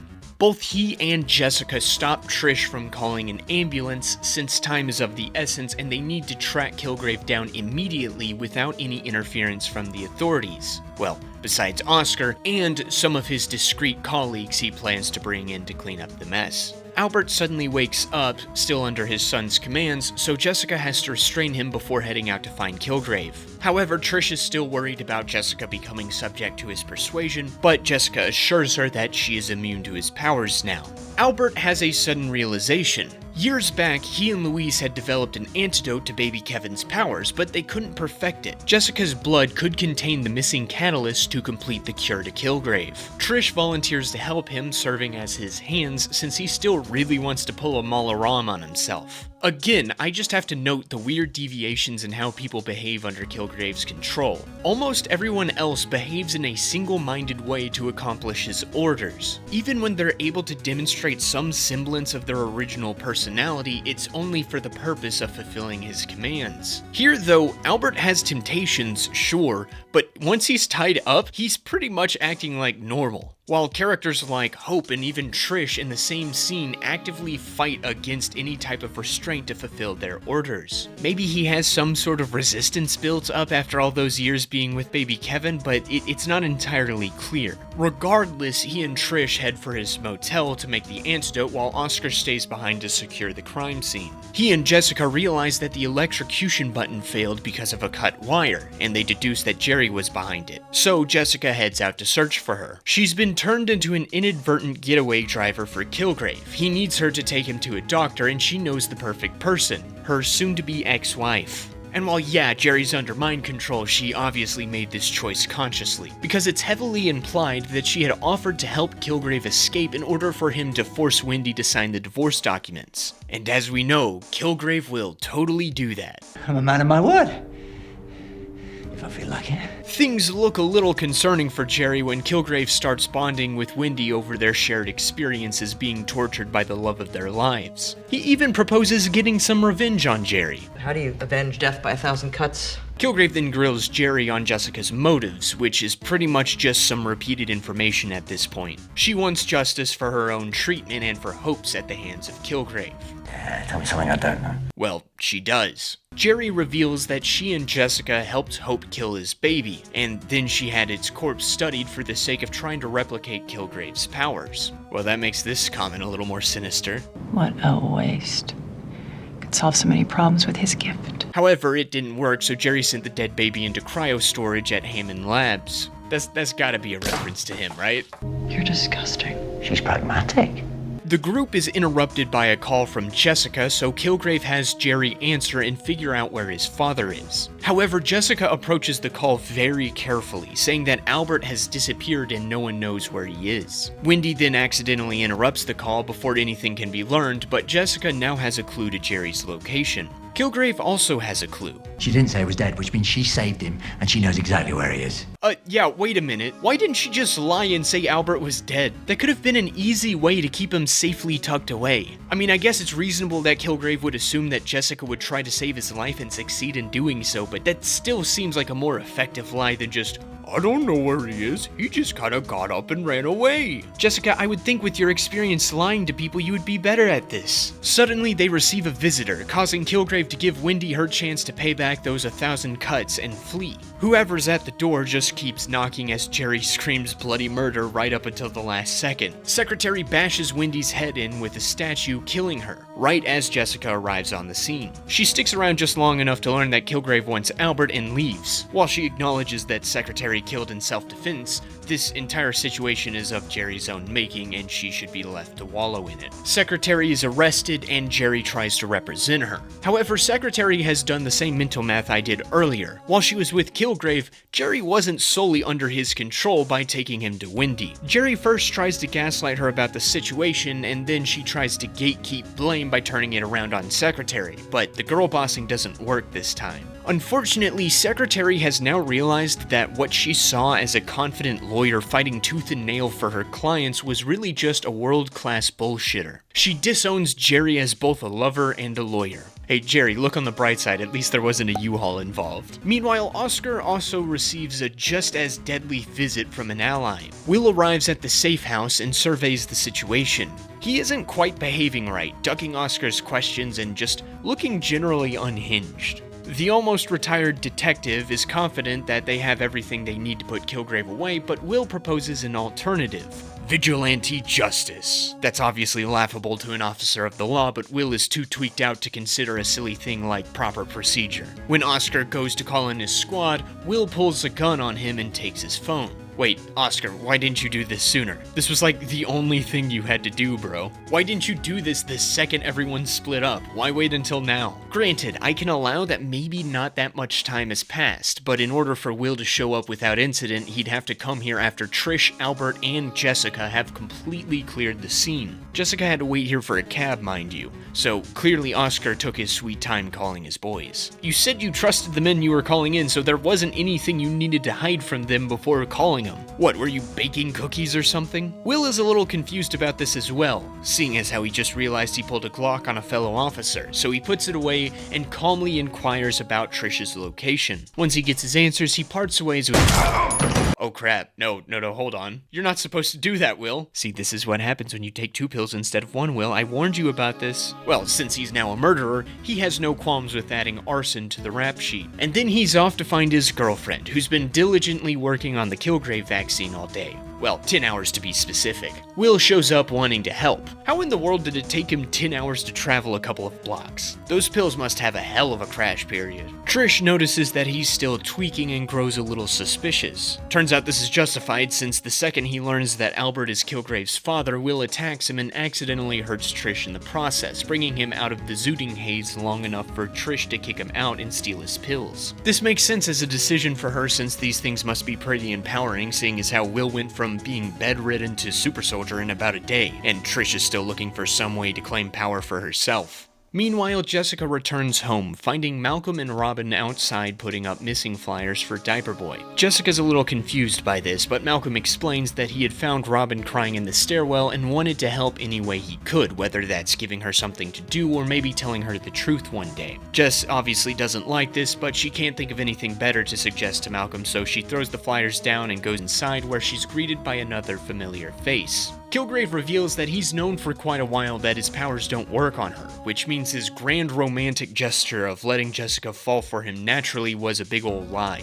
He also reveals that he visited the DA's office to arrange for Hope to be released tomorrow, and he's willing to let her walk into the sunset to live a full life if Jessica turns over Albert. Then he'll disappear from the rest of her life for good. Jessica tries to reach out to Trish to update her on all this, but all she gets is radio silence. As she stalls, she gets into a debate with Kilgrave about whether or not she ever loved him. Kilgrave submits his evidence. There was an 18-second span in the past where he wasn't in control of her, and she didn't leave him. However, Jessica introduces some counter-evidence. She had tricked Kilgrave into going inside and attempted to escape, even having a fantasy about it, but Kilgrave stopped her before she could do it for real, nearly punishing her for it. Kilgrave denies this, but Jessica decides to show him some undeniable proof of his transgressions before mollywopping him into a wall. Meanwhile, the support group meets once again, but this time certain people are getting restless with the yapping without action. Jacket Guy forces Malcolm to share his role in covering up Diaper Boy's murder, and Robin reveals that she's followed Malcolm to the meeting. However, she's not upset with Malcolm. Mostly, but blames Jessica for not just Diaper Boy's death, but all of their misfortunes. She wants a little less conversation and a little more action now, and invites the others to join her in forcing answers out of Jessica. Chauffeur Dawn and Jacket Guy agree to form a mob. Malcolm beats them to Jessica's apartment, where she calls Hope to deliver the good news that she's being released tomorrow. She promises to pick her up from the prison, and together they'll figure out what comes next in her life. Well, you know what they say. Don't make promises you can't keep, Mr. Parker. Yeah, but those are the best kind. No, stop it, Peter. We talked about this. They're not the best kind. Stop making those promises. Anyway, Malcolm barges in to warn Jessica about the mob right behind him. But they're right behind him, so that didn't really help much, did it? Robin knocks Jessica out with a plank of wood and finds Kilgrave tied up in the next room. Since she's the only person there who doesn't know who that is, which is pretty lucky on Kilgrave's part, Robin frees him and immediately becomes his captive. The next morning, Jessica is woken up by a call from an upset Hope, who berates her for being late to the prison. Jess obviously books it there, but she arrives too late. Kilgrave has already picked her up and has left a message for her. He's waiting at their favorite restaurant with Hope, and unless Jessica brings him Albert, Hope will be the next step on the menu. The man of the hour has just finished his antidote and is mixing it into a perfume while Trish inspects Will's pills. Albert deduces that they must be performance enhancers that dull pain and boost adrenaline to fuel nearly superhuman levels of stamina and strength. So they're basically like super steroids. However, Albert warns that the drugs won't impact someone's morality, which doesn't really speak well of Will's character. Jessica is suddenly there to steal a line from one of her fellow Breaking Bad cast members. Open the door. She informs the duo of her new developments, and Albert agrees to finally face his son. They go to the restaurant formerly known as Il Rosso, and Albert applies the perfume. He finds himself shaking and curses himself for being a coward. You're not a coward, okay? I want you to know right here and right now that you are not a coward. Inside, they find the support group mob waiting to hang themselves as Kilgrave enjoys a nice meal with Hope. He demands an apology before he hands the poor girl over, while Hope demands for Jessica to kill the man. Kilgrave waves this off, saying that she won't kill him since at her core, Jessica is a hero still trying to save Hope. When Albert is called forth, with the perfume ultimately failing, Hope decides to take herself off the table. The support group turns into the sewer slide group, while Kilgrave makes off with his father. Jessica saves the quartet before going to Hope's side. Hope tells Jessica that she's free of her burden of being protector. Now she's free to kill Kilgrave. Man, it's really hard not to feel bad for Hope. I mean, she was assaulted and R-worded by Kilgrave before being abandoned for not being good enough. Then she's forced to kill her own parents and go to jail for it, where she finds out she's pregnant with her R-wordist's baby. She's a bit of a reflection of Jessica in that she was an optimistic young woman with a promising future who becomes a victim of Kilgrave, who turns her into a murderer. That's probably why Jessica is so strongly motivated to save her. Hope was meant to be her replacement. In a sense, she's a simple damsel in distress, however she is an example of how to do this trope right. She still has her own agency, taking action to pursue her own agendas, ultimately choosing to kill herself to push Jessica to kill their shared abuser. While I do wish we got some more screen time with her, Hope was definitely an empathetic character, and I think pre-Kardashianification Erin Moriarty does a great job portraying a once innocent small-town suburban girl who faces the sleazy reality of the big city. I can see why she got cast in The Boys. The rest of the support group come too, with Robin freaking out over nearly killing herself. She wants to tell the cops everything that's happened here, but Jessica shuts her down, determined to see this through to the end without anyone else getting hurt. She provides them with a cover story, and the group reluctantly obliges. After the police interviews, Trish picks up Jessica, who receives a report on her police tracker that a local morgue has received an elderly John Doe. She wants to go check it out, thinking it's Albert. Right, somebody should be there to put him to rest. Screw that. I'm looking for leads. It seems like Hope's death has made Jessica a little more callous, which is fine depending on where the show takes this. But first, Trish takes Jessica to the morgue where they bribed the foodie morgue staffer with dinner at a nice restaurant to let them see the corpse. But it's just some old guy who was hit by a car. Who cares about him, am I right? Jessica gives the foodie morgue man her number, telling him to contact her if any more elderly men die. Now that they've hit a dead end, Trish encourages Jessica to go home and get some rest. But Jess is determined to see Kilgrave dead no matter the cost, even if he throws more innocents at her, so she searches every single morgue in Hell's Kitchen until morning. She's about to collapse from exhaustion until she sees a guy in a purple suit and chases him into the middle of the street. See, that's what happens when you don't look both ways, Jess. Plus, that wasn't even Kilgrave, you dum-dum. Meanwhile, Trish actually got some sleep last night and is energized for a new episode of her radio show, where she has on a flutist to demonstrate her skills. I've seen better. During the riveting performance, Trish receives a visit from Will, who wants to apologize for his behavior the last time they met. However, instead of taking the blame, he claims it was solely the pills that caused him to behave like a lunatic. Yeah, Albert would disagree with you there, bud. He then claims he's clean, that he quit the program. Again. Man, I didn't realize how easy it was to join and quit special ops teams. Trish cautiously forgives him, but Will pushes his luck by asking where Jessica is. Trish refuses to answer that question, so Will folds and leaves. As he does, Trish receives a text from Jessica to come pick her up. She patches her friend up back at her apartment while Jessica recounts what happened. Humanity sucks and they don't deserve saving. Yeah, Jessica's really down in the dumps now. Any hope in humanity she had is now quickly being lost. However, Trish presses her and forces Jessica to admit that at the very least, she'll fight to protect one or two people she actually cares about. 2? Someone I don't know about? One, just one. I'm pretty sure this is referring to Luke, seeing how the episode ends, so, screw Malcolm, I guess. Dude's been doing his darndest to help you out at every turn, and you just refuse to acknowledge that. She really has fallen far, hasn't she? As she settles in for the night, Jessica receives a text from the foodie morgue man saying that he's received yet another elderly body. However, he's gone by the time Jessica gets to the morgue, so she's forced to break in, finding that the body isn't Albert once again, but this time using the clues presented, she's able to deduce that this is actually the body of Oscar Clemens. She relays this information to Trish, who then immediately sets out to pick her up. However, she's greeted by Will, who I guess has just been sitting outside her apartment all night. He again claims to be there to make things right, but Trish is immediately suspicious of him when he once again pries into Jessica's location. You know, if you were here just like a couple hours earlier, you would have found her, but I digress. Simpson finally admits that he plans on killing Jessica to get her out of the way of his mission to kill Kilgrave, even though Trish explains to him that Jessica is now also trying to kill him.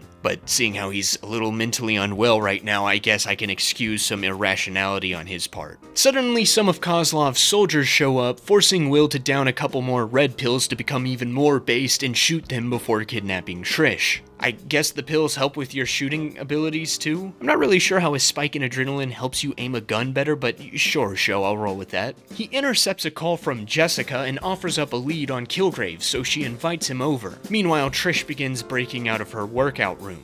Will arrives at Jessica's place, planning to shoot her right as she opens the door, but some never-before-seen neighbors decide to make their debut in the show, forcing him to hide his gun. Jessica brings him inside to find out what his lead is. However, she reveals her deduction that Will killed Oscar, and hoping that he's been Kilgraved, she confronts him. Unfortunately, Will isn't under mind control. He's just crazy. The two then fight, and while Jessica is able to wrestle the gun away from him, Will is able to overwhelm her thanks to her bus injury and 2 more red pills to become even more based. He nearly kills Jessica, but Trish shows up just in time to attack him, stunning him long enough for the ladies to take shelter in the bathroom. However, this doesn't prove to be too much of a safe space. Here's Willie. Since Jessica's too injured to fight, Trish decides it's time to take some red pills herself and have the ultimate red pill versus red pill clash. Will begs her not to take the pills since she doesn't have any blue pills to sheep-brain herself again. He can afford to pop the pills like candy, but if Trish takes him, eventually her brain will become so overworked that she'll stop breathing. However, this doesn't deter Trish from saving Jessica for once in her life. The pills allow her to ward Will off long enough for Jessica to knock him out with a refrigerator. Again, I like how even though Trish is powered up this time around, Will is still able to handle her thanks to his training and familiarity with the pills. The only reason she lasts as long as she does is because Will doesn't want to hurt her. Trish is hyped up from her win, but Jessica's worried about her. But don't worry, Trish is just fine though. Oh, nope, wait, there she goes. Good thing Will has some blue pills she can take. No, wait, he threw those out the window.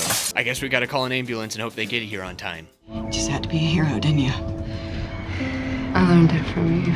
This is a sweet moment. What makes this even better is that there are a series of flashbacks throughout the episode that depict the early days of the two's relationship. On the day Jessica moved in, she accidentally broke the walker's sink as they argued in the next room. Trish barged in to witness Jessica's new powers. She wants to tell her mother about this, but Jessica notices the giant cut on her arm and threatens to tell the world about Dorothy's abuse. This abuse is nicely set up in the brief flashback a couple episodes ago. Also, this is a nice callback. You're a freak. I mean that in a positive way. Can you find a nicer word? Gifted. Gifted. Stupid word. It's like calling someone special. They're not special, they're retarded. You're not gifted.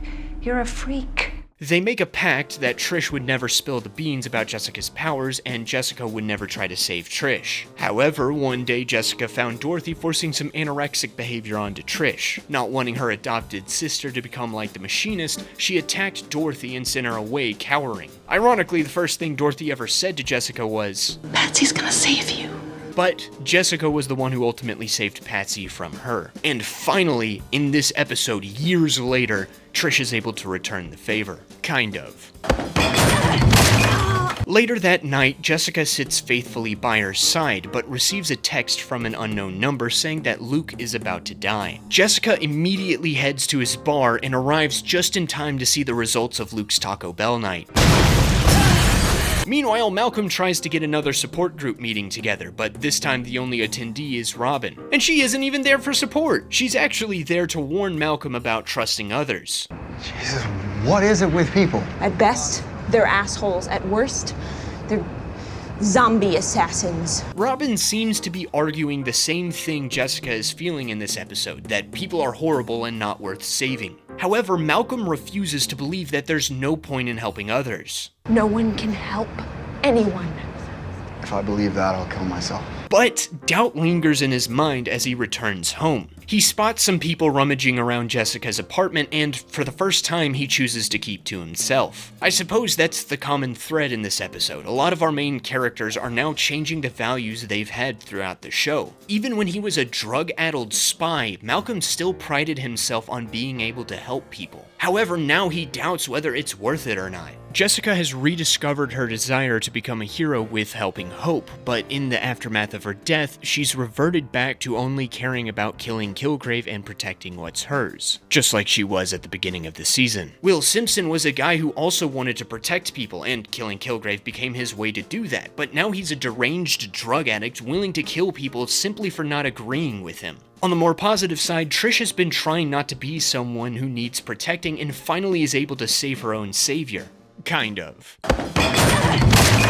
For most of the cast, this seems to be their big low point. Oh, and if you're wondering who was breaking into Jessica's apartment, it was Kozlov and his boys collecting an unconscious Will. I guess no authorities were interested in picking him up? He was just left there? Alrighty then. And seeing how this is the last time Will will appear in the season, I'd like to give my thoughts on his character arc. For a good chunk of the season, I really liked Will Simpson. He was a cop whose motivation of protecting people was shattered when he was forced to attack and nearly kill Trish. The guilt and some immediate attraction, I mean who can blame him, look at her, Will becomes incredibly overprotective of Trish, which combined with his missing screws is taken to the extreme when he sets out to kill Kilgrave. Being a former soldier, he views Kilgrave as an enemy combatant, a terrorist, who combined with his powers needs to be eliminated. He butts heads with Jessica over and over again over this view, and he constantly goes behind her back to try to achieve his goal. It's once he re-enters into his pill program that I become a little more mixed on his arc as a whole. Look, I get it, Will is an adaptation of the minor Daredevil and Wolverine villain Nuke, whose entire gimmick seems to revolve around his red, white, and blue adrenaline pills. And heaven forbid we introduce a villain and make him nothing like the comics. I can also appreciate how Will's mental instability was set up pretty early on in the season, so it makes sense to introduce the pills as a catalyst for this.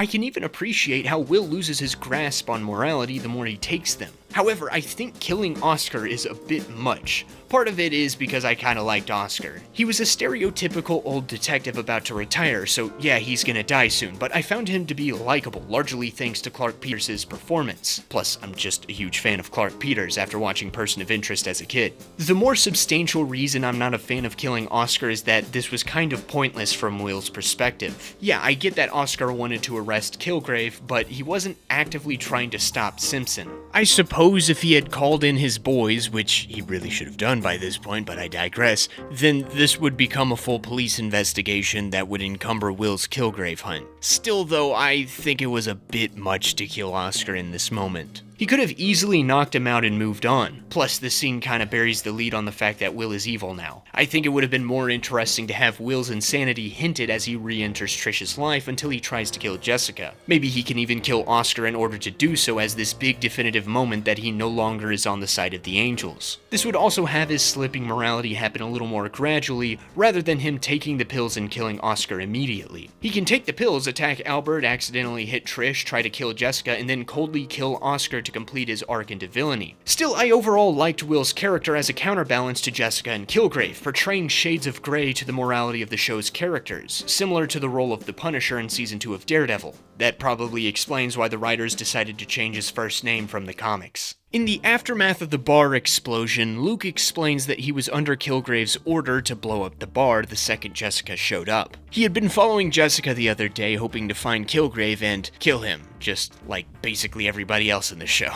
Well, you sure took your time, dude, since you could have followed Jessica to Kilgrave at the police station, her childhood home, the old CDC building, and even her own apartment like a few hours before this confrontation. It was about time you decided to show your face. I mean, you're billed as a series regular. Where the hell have you been? However, Kilgrave had stopped Luke and added him to the party. He seems to have some level of resistance, but it's not enough to break from his control. Kilgrave also learns that Luke and Jessica were lovers, and, well, you saw what he did to Ruben, so he has some plans for that. In the present, Luke is lost now that the last bit of what he had of Riva has gone up in flames, so Jessica decides to let him bunk at her place. Once there, they debrief. Not like that, get your mind out of the gutter. Like an information debrief. There we go. Jessica tells Luke that she's immune to Kilgrave's powers, and Luke realizes that Kilgrave didn't want to wait until Jessica was inside the bar before blowing it up, meaning that he doesn't want her dead quite yet. However, since it's only been about 6 to 7 hours, Luke needs to rest and ensure that any Kilgrave influence has worn off. The next morning, Jessica gets a call from Trish, who is being let out of the hospital. Kozlov's guys have also paid her place a visit, cleaning up the 2 bodies there, and Trish has been digging for some answers on his organization, a research firm called IGH. She can't find out much more past that, but Jessica's too preoccupied with Kilgrave right now and thinks that IGH should probably be saved for the next season. However, Trish disagrees but is at a dead end, that is until she receives a visit from her mother. Dorothy claims that she wants another attempt at being her mother, but Trish doesn't trust her. Dear old mom attempts to prove herself later by bringing some information on IGH. Jessica's hospital bills from her childhood accident were paid by the firm, but Dorothy never bothered to ask more questions beyond that. Still, she suggests that there could be more information at home if Trish wants to come back with her. Trish immediately recognizes that her mother is attempting to weasel back into being her manager and kicks her out. Despite this, Dorothy offers to give her any remaining files whenever she's ready. I do like how these interactions place some ambiguity on Dorothy's motivations. There's some indications that she truly wants another attempt at being a mother, but she just can't help herself being a scummy talent manager. Of course, this would work better if we didn't have that scene earlier with Jessica that basically confirms that Dorothy is still as bad as ever. But again, I digress. Meanwhile, Jessica presses forward in her mission to find Kilgrave, with Luke in tow promising to stay out of the way once Lil Kevin shows his face. She has a hunch that since Albert is presumably not dead yet, Kilgrave is trying to use his father to expand his powers, which is pretty much confirmed by a scene from the night before where Kilgrave tests his powers out at a concert venue called Delaney Hall. On their way out, Luke and Jessica bump into Malcolm, who plans on leaving New York. He has officially given up on helping others, specifically Jessica, and just wants to return home. However, once he packs up his things and prepares to leave for good, he overhears Robin yelling at a delivery lady upstairs. Despite himself, Malcolm goes up to help her. Robin has gone full-blown schizo mode, thinking that the delivery lady is a Kilgrave spy, but all she's doing is dropping off a package addressed to Diaper Boy. Malcolm diffuses the situation and lets Robin open the package, which is a new charging cord. This causes her to yet again grieve for her brother, thinking that without him she won't be able to survive since she's an unlikable psychopath. Hey, at least she recognizes it. That's the first step towards improvement. Malcolm decides to help give Robin some form of closure by taking her to where her brother is buried. That doesn't sound like the optimal word. Let's go with sleeping with the fishes. Robin eulogizes him and delivers his long-awaited phone charger. Malcolm apologizes for everything and she forgives him. So what, we should all just let everyone off the hook then, huh? Just the people that matter to you. That way when they die, you'll feel love, not regret. I don't necessarily agree with that sentiment given my own personal convictions, but also I think that could lead to some dangerous territory if the person you're talking about has, say, Stockholm Syndromed you, or maybe if the person you care about's like a serial killer. You know, there was a lot of people who cared about Dahmer, that's all I'm saying. But seriously, I can appreciate the sentiment within the context of the scene. Basically, this scene is encouraging an extension of forgiveness and grace to those you care about in order not to feel regret about your relationship with them once they're gone. Malcolm comes to the realization that he should treat Jessica with some grace and rededicate himself to helping her, not necessarily because she deserves it, but because he'd hate himself for abandoning her. In a way, he's doing exactly what Jessica was considering doing with Kilgrave, except Jessica actually has a sense of morality that can make her a great hero. Anyway, we're gonna go back to the Jessica and Luke plotline and stick with it this time, I swear. They return to Albert's motel room to see if he's left anything behind that can help them. However, the manager has sold off everything except for a few vials of mostly pedestrian chemicals. The only one of interest is hydroimidazolone. I don't even know if I pronounced that right. What in the world is that? An adeno-associated viral compound. It's used for genetic brain disorders.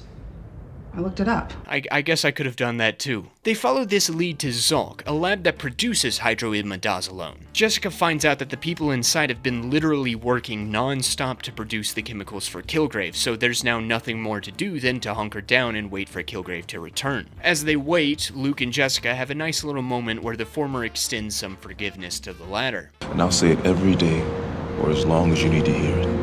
Sometime later, a courier arrives to pick up the chemicals and the duo tails him to the Bethesda Terrace and Fountain. Jessica leaves Luke safe outside the park and loses the courier in the crowd.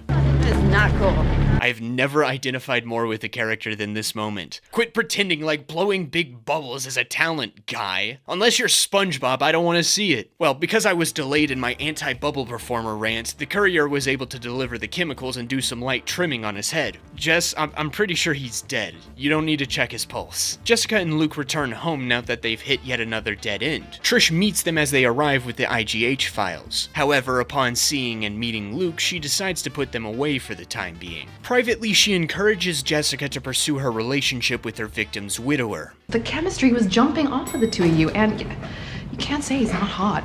That's debatable. The first part, he's obviously an attractive guy, but I guess I see what you're saying. Trish just wants Jessica to finally be happy for once, though that can wait until Kilgrave is dead. Back inside, Luke is on the phone with his bartender to tell the poor guy that his job has just gone up in flames. When he hangs up, Jessica decides to present him with Reva's flash drive since she has some files on there meant specifically for him. Luke appreciates the gesture, so much so that he needs to take a shower. I feel like that's not the best reaction to a gift, but fair enough, I guess. Well, since I'm sure you people don't want to see Luke in the shower, well, at the very least, since I don't want to see Luke in the shower, we're gonna go check in on Kilgrave. He's panicking a little since he was almost caught at the Bethesda, and he demands that Albert makes the upgraded chemical potion for him immediately. His father protests that he hasn't slept in days and needs rest. Kilgrave doesn't take too kindly to the outburst. Lower your right hand in there.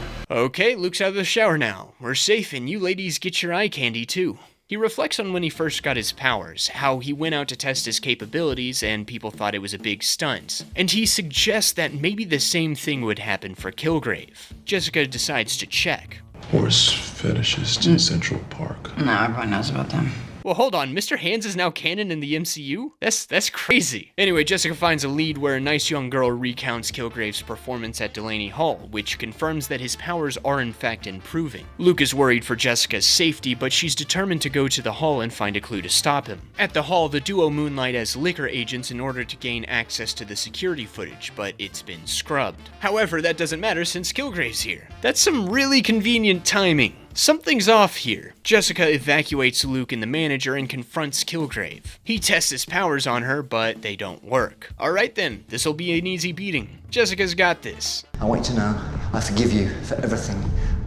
I'll say it every day for as long as you need to hear it. Oh no. That's what Luke said. Oh, that's not good. You heard that? I wrote it! Surprise! Man, David Tennant is so freaking good in this role. That slow smile before he announces the reveal, perfect, it's so good. Kilgrave reveals just how much his powers have improved by unveiling Luke as his spy. Now they work at 100 yards and for about 24 hours. I like how this was foreshadowed with this guy at the hall from the night prior who tries to talk to Kilgrave, but Kilgrave has him go stand by a wall forever. Cross the street, face that fence and stay there forever. We then see him peeing himself as Jessica and Luke arrive the next night. Well, since he can't woo Jessica over to him, Kilgrave has Luke kill her, all while taunting her, saying that every tender moment the two have shared this episode was really him behind Luke. He still delusionally believes that he's perfect for Jessica. Meanwhile, she's able to bury Luke under some amps and Kilgrave flees with Jessica in tow. However, Luke is like the Black Terminator and keeps coming after her. This becomes a cat and mouse chase between the two former lovers. Kilgrave's now definitely in the wind, so Jessica's only goal here is to survive. Luke does his best to resist the control, but he just can't. Jessica is able to make it outside, but the cops show up, presumably called by the hall's manager, and get mollywopped by Luke. Jessica does her best to defend herself, but in the end, all she has is a police shotgun which she puts under his chin. She desperately pleads with him to stop, but he's only able to regain control long enough to say, "Do what you gotta do." And so she does. The episode ends with her mourning over his body. I'm pretty sure this is the first time Jessica shows this much emotion, which just goes to show how much she has come to care for Luke. But let's be honest, he's got a show coming out later. He's gonna survive this. Plus, with a dude with skin like his, the most he's getting is like a football level concussion, which is still bad. I've seen the Will Smith movie, but it's survivable. I'm pretty sure. Maybe. This is my least favorite episode of the season. It tries to wrap up Jessica's plotline with Luke, where they both come to terms with their shared pasts with the sex, lies, and videotapes. It's meant for Luke to forgive Jessica, coming to terms with the fact that her role in his wife's death wasn't her fault, and that her lies came from an understandable fear of losing the relationship with him and protecting him from Kilgrave, while Jessica finally finds closure to this core trauma in her past. The issue with this is... Every move he made was mine!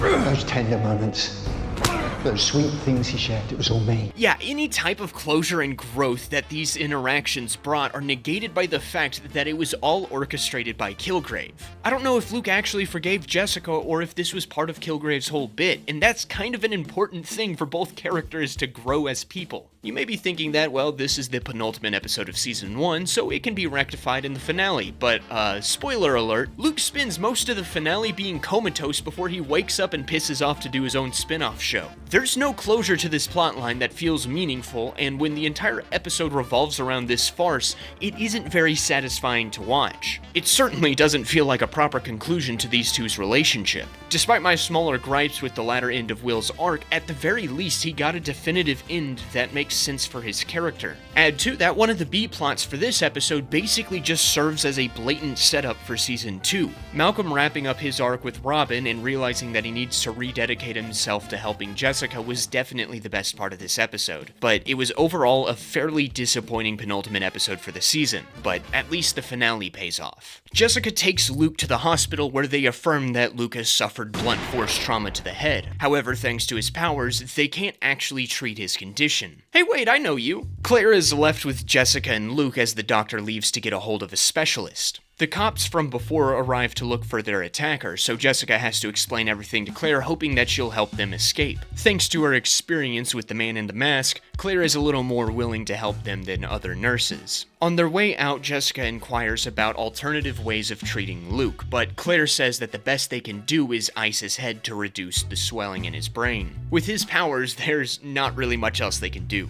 I really like it when superhero stories explore some of the greater implications and uses of certain superpowers beyond fighting supervillains. In Daredevil, Matt's powers allowed him to go under the radar of most of his foes as he goes about his day-to-day life. He can detect the minute expressions of those he talks to determine their innermost thoughts, which helps out in a courtroom. Here, Luke's powers have actually become a detriment to him. His skin may not be able to be pierced, but his internal organs can still be harmed, putting him at greater risk of dying than a normal person. Imagine if he develops kidney failure in the future or ruptures his appendix. What can be easily treatable becomes incredibly dangerous for him. I like that the show explores this to an extent. Guilt makes people do stupid shit. I'm not guilty. It's not my fault.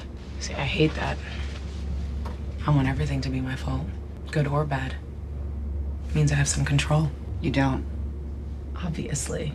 But it keeps me dreaming I can change things for people. And this is where Claire's role in the episode comes into light. Not only is it nice to see a character from another show make an appearance, tying the Netflix Marvel shows together, but because of her previous appearances in Daredevil as the nurse who's always there to patch Matt up, she's the perfect person to come into this show and motivate our characters to help people. Since Hope's death, Jessica has been on a tear to just kill Kilgrave no matter what, but Claire is able to remind her how important it is to help more than just the people she cares about, which she takes to heart throughout this finale. Claire is able to go on to do a similar thing for Malcolm, affirming his choice to meet people at their level and help them despite his lack of abilities, and despite their own willingness to be helped. On their way out, a nurse receives an important call for Jessica. She sends Claire and Luke ahead and answers. It just so happens to be Kilgrave, who's in the building tracking her. As he monologues, Jessica realizes that he's following her via the security cameras, which obviously means he must be in the security room. She slips out of sight and nearly catches him there, but he's able to yet again escape, leaving behind a security guard as a potential assassin. However, Jessica is able to duck her, but that doesn't stop Kilgrave. He recruits the entire hospital via the comms as his Jessica Kill Squad. Jessica tries to escape with a nurse disguise, but it only temporarily works, forcing her to make a run for it. Unfortunately, one of the zombie doctors is able to get a cut on her. Despite that, she manages to make it back home just in time to help Claire, who's dealing with a seizing Luke. She needs to extract some spinal fluid from him in order to save his life, but there's only one way to get it, through his eye. If you're like me and you're too squeamish for that type of thing, don't worry, they shoot around it, quite obviously. But the idea of a needle in the eye is enough to get my skin crawling. This settles Luke, and the ladies leave him to rest. Claire notices the cut on Jessica's leg and treats it, getting the lowdown on the Kilgrave situation. Jessica plans on tracing the cell phone Luke had called while spying on her, thinking that this will lead her to Kilgrave's location. You know, Jessica, it's a shame that you didn't try doing this before! Remember when you had access to his cell phone number that you could easily trace, and you had access to a cop who could have access to technology that would trace it? Now of the two cops you're friendly with, one is dead and one is kidnapped by a mysterious military program or something. You could have done this sooner, Jessica. Why are you just now thinking of this? I mean, I guess she didn't have a contact name to just look up on the internet like Luke does, which, frankly, I'm surprised Kilgrave allowed to happen, unless it's implied that Luke deliberately did this secretly to help Jessica later. Okay, maybe that could have happened. Could have been a little more explicit in that, but sure, I'll allow that. But again, she still had access to a cop who had already pulled CCTV footage for her that could have just as easily traced Kilgrave's phone number. But I digress. Claire offers to bring in Matt, but Jessica is determined to finish this alone. Well, mostly alone. Before she tracks Kilgrave's number, she has a brief goodbye with Luke. She admits that she had envisioned a future with him, doing normal couple things and forging a legitimate relationship together. However, despite this, she's going to leave him alone so he can have an opportunity to live a normal life. This is a sweet moment that once again proves Jessica is a heroic character. She's willing to give up her own happiness for Luke's, even though I'm pretty sure he'd be happy to be a superhero power couple with her, but I guess he has his own show to star in, so this was really the only outcome, wasn't it? It doesn't quite make up for the lack of conclusion in the previous episode, but at least we got something. Jessica then gets on to tracing phone lines, finding Kilgrave's borrowed phone to belong to a young businessman named Justin Bowden. Jessica asks Claire to stay with Luke a little while longer and has Trish pick her up to have their final confrontation with Kilgrave. After the little fiasco at Delaney Hall in the hospital, he's panicking about the weakness of his powers. The power upgrades are too incremental for him, and he desperately wants to be able to control Jessica. Jessica. To do what exactly? I'm not totally sure, though to be fair, Kilgrave isn't either. He's already tried to kill Jessica twice now since their lovers spat, and he's now floating the idea of forcing her to love him and then rejecting her over and over again. But I also think he's good with just killing her. To me, this is less so inconsistent motivations or goals for Kilgrave and more just a reflection of him behaving like an angry child who didn't get what he wanted. He doesn't really have grand plans for Jessica, he just wants to make her pay for making him mad. Since he wants power and he wants it now, Kilgrave demands his father inject the entire vial of purple drink into his spine, even though there's like a 60% chance of it killing him. Still, he decides it's worth the risk. I bet his father does too. Downstairs, Jessica and Trish arrive. Before she goes upstairs, Jessica asks Trish about why she had come by her place in the previous episode, since she may not be alive to find out later. Trish updates her on the IGH files and Jessica commends her on her relentlessness of tracking them down. With the plot for season 2 now firmly established, Jessica decides to go on to confront Kilgrave, but Trish wants to come too. However, Jessica tells her to stay in the car, not necessarily to keep her safe, but to be back up once Jessica clears the area. Now that Trish has been able to protect her from Will, Jessica implicitly trusts her to help take down Kilgrave. However, there obviously still needs to be precautions set, such as a safe word to tell Trish that Jessica isn't being mind controlled. Something I never say.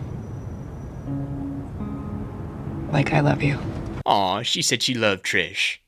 Kinda. Upstairs, Jessica finds the aftermath of Kilgrave's upgrade. Justin's presumable boyfriend is dead with an empty syringe in hand, while Justin himself has chopped off Albert's arms and is trying to shove them down the waste disposal. Jessica knocks him out and puts him back in the closet. She then returns to Albert's side, where she finds a family photo tucked away in his shirt pocket. And I think this is a great way to wrap up his character. Holy crap, he's still alive! He's stronger.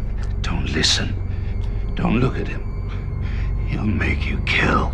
Okay, I think he's dead now. As I was saying, this was a great final scene for Albert. Despite being introduced so late in the season, Albert quickly became a character I really liked. While his wife Louise carried blind love for her son and blamed herself for the evils he's wrought, Albert saw Kevin for what he really was, yet was intent on denying any accountability he held for Kilgrave's crimes, at least at first. It becomes clear that his denial of accountability was a manifestation of his fear of the monster he created, but he's able to face his fear by putting himself in Jessica's hands to confront his own son. Even when that fails and he becomes a kill slave, he's still able to stand up to Kevin even though he's still fearful. And in his final scene right before his death, we see evidence that he truly loved his son despite the monster he was. Granted, he contributed to making the monster, though in a fatherly attempt to save his life. In his own way, Albert was trying to be a good father and even demonstrated some solid heroism at the end of his life. Jessica calls Trish up to help look for clues. They find out that the power-up potion Kilgrave received was made from the dead baby cells of Hope's dead baby that Jerry put away in cold storage. That means Jerry neglected to mention to Jessica that she had put the dead baby on cold storage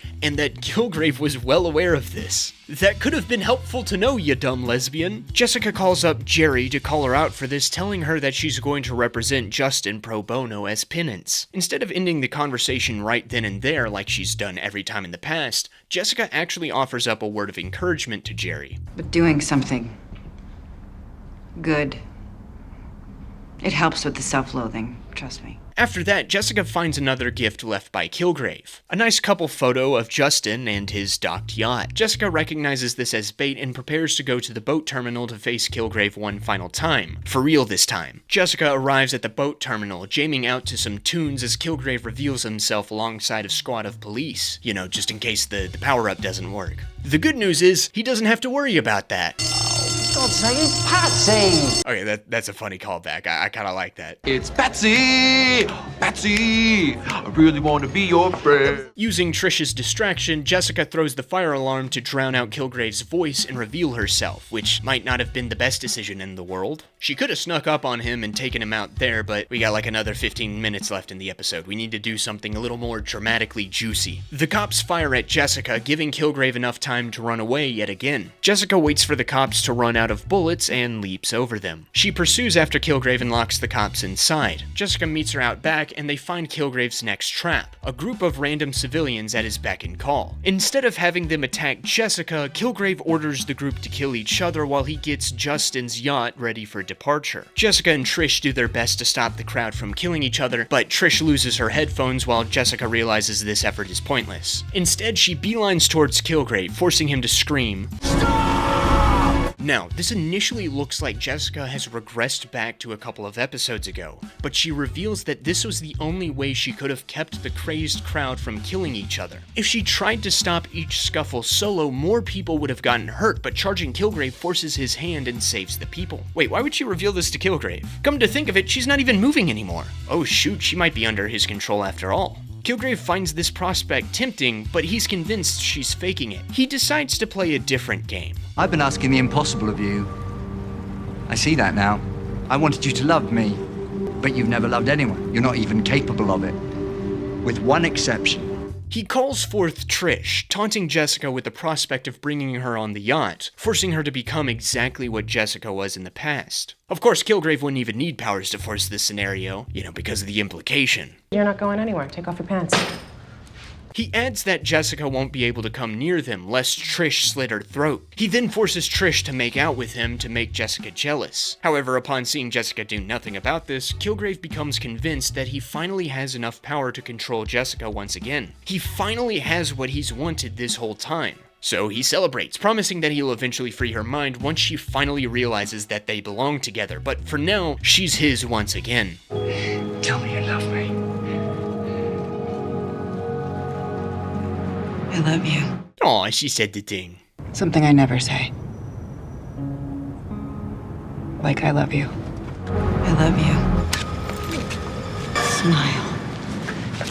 And that's the end of Kilgrave. A satisfying one, to say the least. I was initially worried that this scene was going to lean too much into glorifying vengeance for the sake of vengeance, but it's made pretty clear that Jessica is doing this to protect those around her, whether she cared for them or not. This is why she prioritized making Kilgrave stop the people here from fighting before killing him. Their safety came before her vengeance. It also helps that Kilgrave could not be feasibly allowed to live. With his powers and absent morality, he was guaranteed to be a threat to just about everyone around him. Plus, the justice system had already been shown to be woefully ill-equipped to even arrest him, so a vigilante killing is the closest thing to justice that can be done for his crimes. And I'm pretty sure he'd legally qualify as an immediate danger to others. On top of that, he's arguably at his peak unlikability here. He's been shown to be clearly evil throughout the season, but to basically essay the adopted sister of the woman he claims to love right in front of her, all while bragging about R-wording her every day and threatening to kill her if the aforementioned love of his life tries to do anything about it, is just peak scumbaggery. That does give me a new level of satisfaction when he gets his just desserts a few seconds later. The next morning, Luke wakes up to the news that Jessica got arrested for the murder of Kilgrave, and that he's in the clear judicially thanks to the fiasco at the hospital. With that information, he decides to pull a Batman on Claire. Now, is he gonna go help Jessica get out of prison? I mean, he wanted to, but Claire reminded him that he'll go to jail if he tries to free her. And he can't go and do his own show if he's in jail, can he? So I guess he just decided to go and have his own show then. Yeah, this feels a bit random, since Luke clearly still cares about Jessica, so it feels weird that he'd just leave her, especially if she's in trouble with the law. I understand that most of their moments of tenderness and reconciliation in the last episode were Kilgrave-driven, but there are still some unresolved feelings that need to get worked out here. Maybe if there was just an additional bit of dialogue, preferably between Luke and Jessica, that tied up their time together with an explanation that being with her brings too much pain, what with Reva's death and the boomstick to the head, or maybe that with Kilgrave's death, he's avenged Reva and needs to move on, forging his own life separate from the pains of the past. Then this would feel more natural. Instead, this just feels like Luke received a divine coma message pitching him his own show, so he needed to be gone by the time the episode ended. All I'm saying is that I think there was a cleaner way to write his exit from the show. Who knows, maybe they're setting up a romantic reunion later in either show. They're not getting back together. This is where Samaritans. Anyway, since Jessica's now a murder suspect, Jerry comes in to defend her. She argues that Jessica was mind-controlled by Kilgrave to kill himself, since the guilt of his own actions weighed too much on him. She has multiple witnesses present who can attest to Kilgrave's powers, and are probably predisposed to lying on behalf of Jessica, seeing what she saved them from. Also, there was a group of cops involved shooting an unarmed civilian, and it's that last point that convinces the DA to let Jessica go free. She returns home to find Malcolm cleaning up the immense mess left behind by the multitude of violence that's happened here the past few days. She settles down and plugs in her phone, which boots up with a list of voicemails from people calling to hire her. She ignores the calls, but Malcolm steps in to take them. This solidifies his mission to help Jessica to become the hero he knows her to be. Maybe it's enough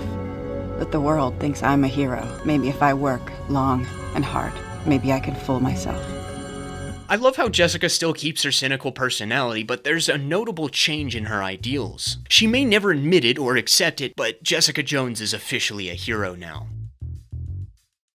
The first season of Jessica Jones continues the trend in quality of the Marvel Netflix shows, though it's not quite as good as Daredevil's excellent freshman season. Characters will often make dumb decisions or delay their actions just for the sake of the plot to move forward. I wish some of the main cast got more screen time to develop them further, and there's a few scenes and plot lines that could have easily been removed. Plus, I was left underwhelmed with the way Jessica and Luke's relationship ended. I can also sympathize with people who complain that the show has to stretch the main story out over 13 episodes when there could have been like 8, considering the seemingly repetitive nature of Jessica almost or actually catching Kilgrave and then he gets away over and over again. However, I would argue that every episode's plot is important to both the characters and future story developments, making each and every time Kilgrave gets away feel like this season has earned it. Let's take episode 7 for example. I was tempted to call this entire thing filler, since at first glance this is basically Kilgrave dropping off a clue for where he is to Jessica, but she gets distracted by the death of Diaper Boy, going around talking to people as she prepares to turn herself in before Kilgrave stops her, tells her about the clue, and meets her at her childhood home.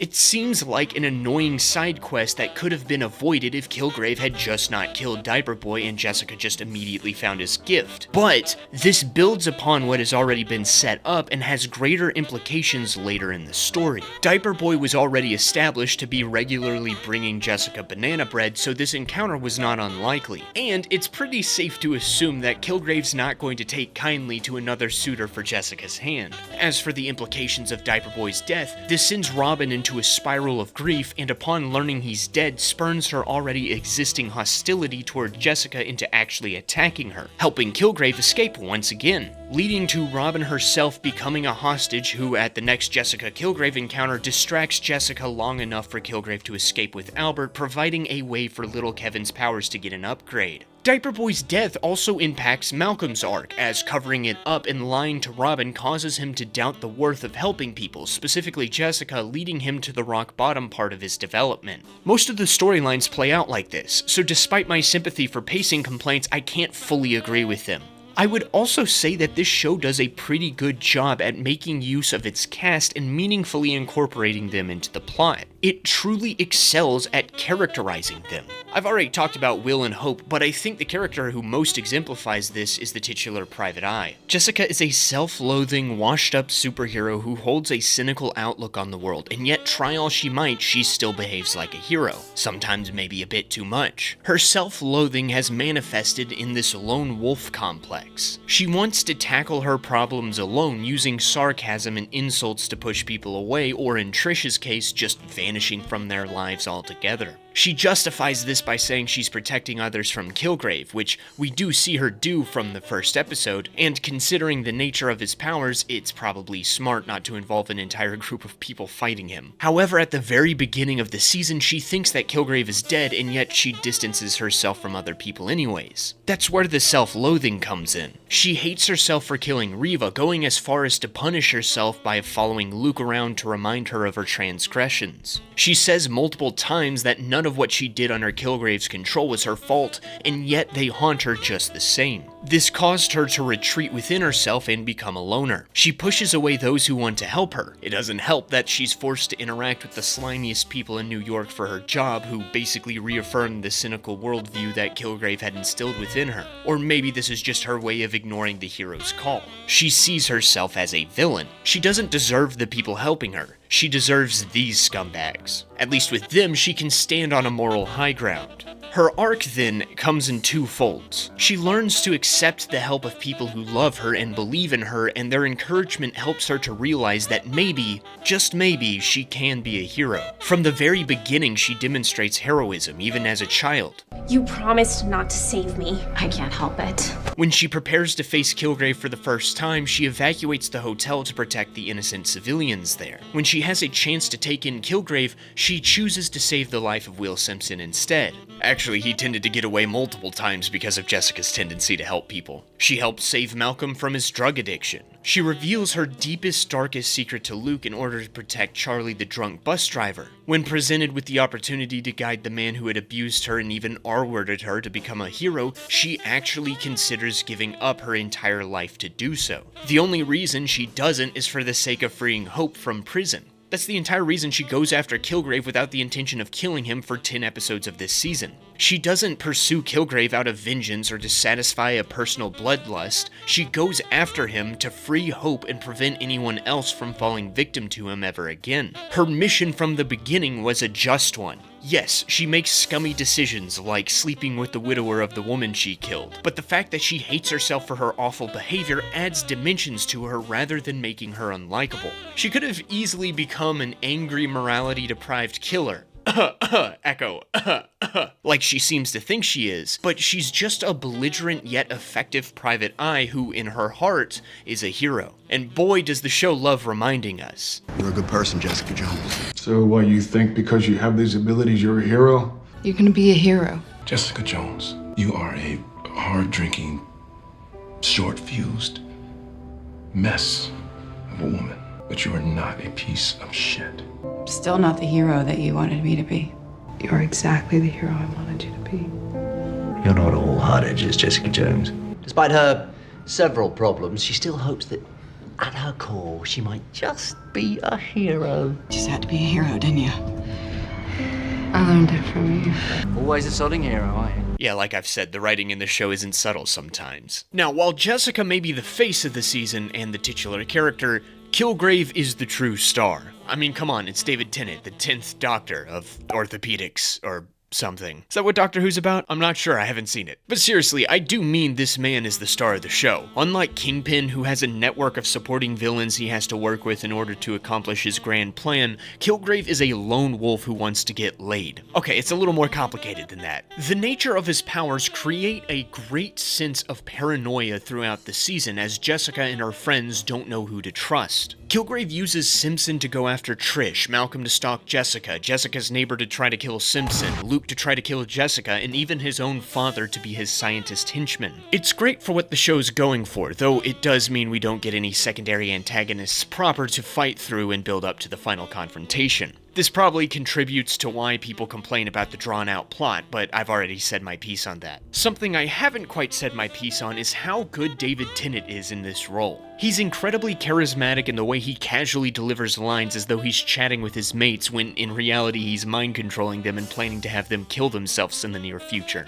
This charisma adds to his role as a manipulator, as even when he's without powers, he can still bend people to his will. You can almost forget that he's a murdering rapist. Almost. Yet despite committing every crime in the book short of actual war crimes and arguably being the most evil character in the MCU, the show does a great job exploring who he is, painting an incredibly tragic character. Kevin was a kid with a degenerative brain condition who was experimented on by his own parents in a misguided demonstration of love to cure him. Instead, this gave him the power to control human desire, and being a child, he naturally became a little brat about it. He turned into this monstrous tyrant of the human mind, scaring his parents away, leaving him to grow up relying on his powers to get by. This was the life he grew accustomed to, and if you know anything about child rearing, as my 23-year-old Rizless ass definitely does, you're not supposed to give your kid everything they want. They tend to grow up as entitled brats. Kilgrave is definitely an extreme example of of this, contracting a bit of Arrested Development.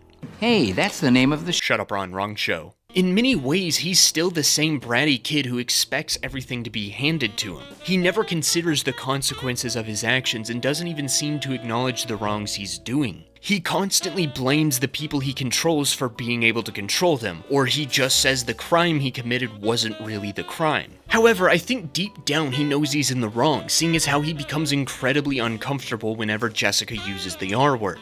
The sex crime, not the retard word. What makes this even more tragic is that he had potential to be a great hero. Multiple characters ruminate on the good someone like Kilgrave could do. He could use his powers to change the world for the better, and he even has a bit of an affinity for doing it. He actually enjoyed being a hero, but unfortunately because of who he is and how he grew up, he fundamentally cannot without some sort of like permanent nanny monitoring him. He just views people as these toys to be played with until he becomes bored, which is why he finds himself so drawn to Jessica. She's the first person he's met who possessed powers on par with his, and then she becomes the only person to reject his commands and walk away. His twisted form of love comes from an innate desire to control that which he cannot control.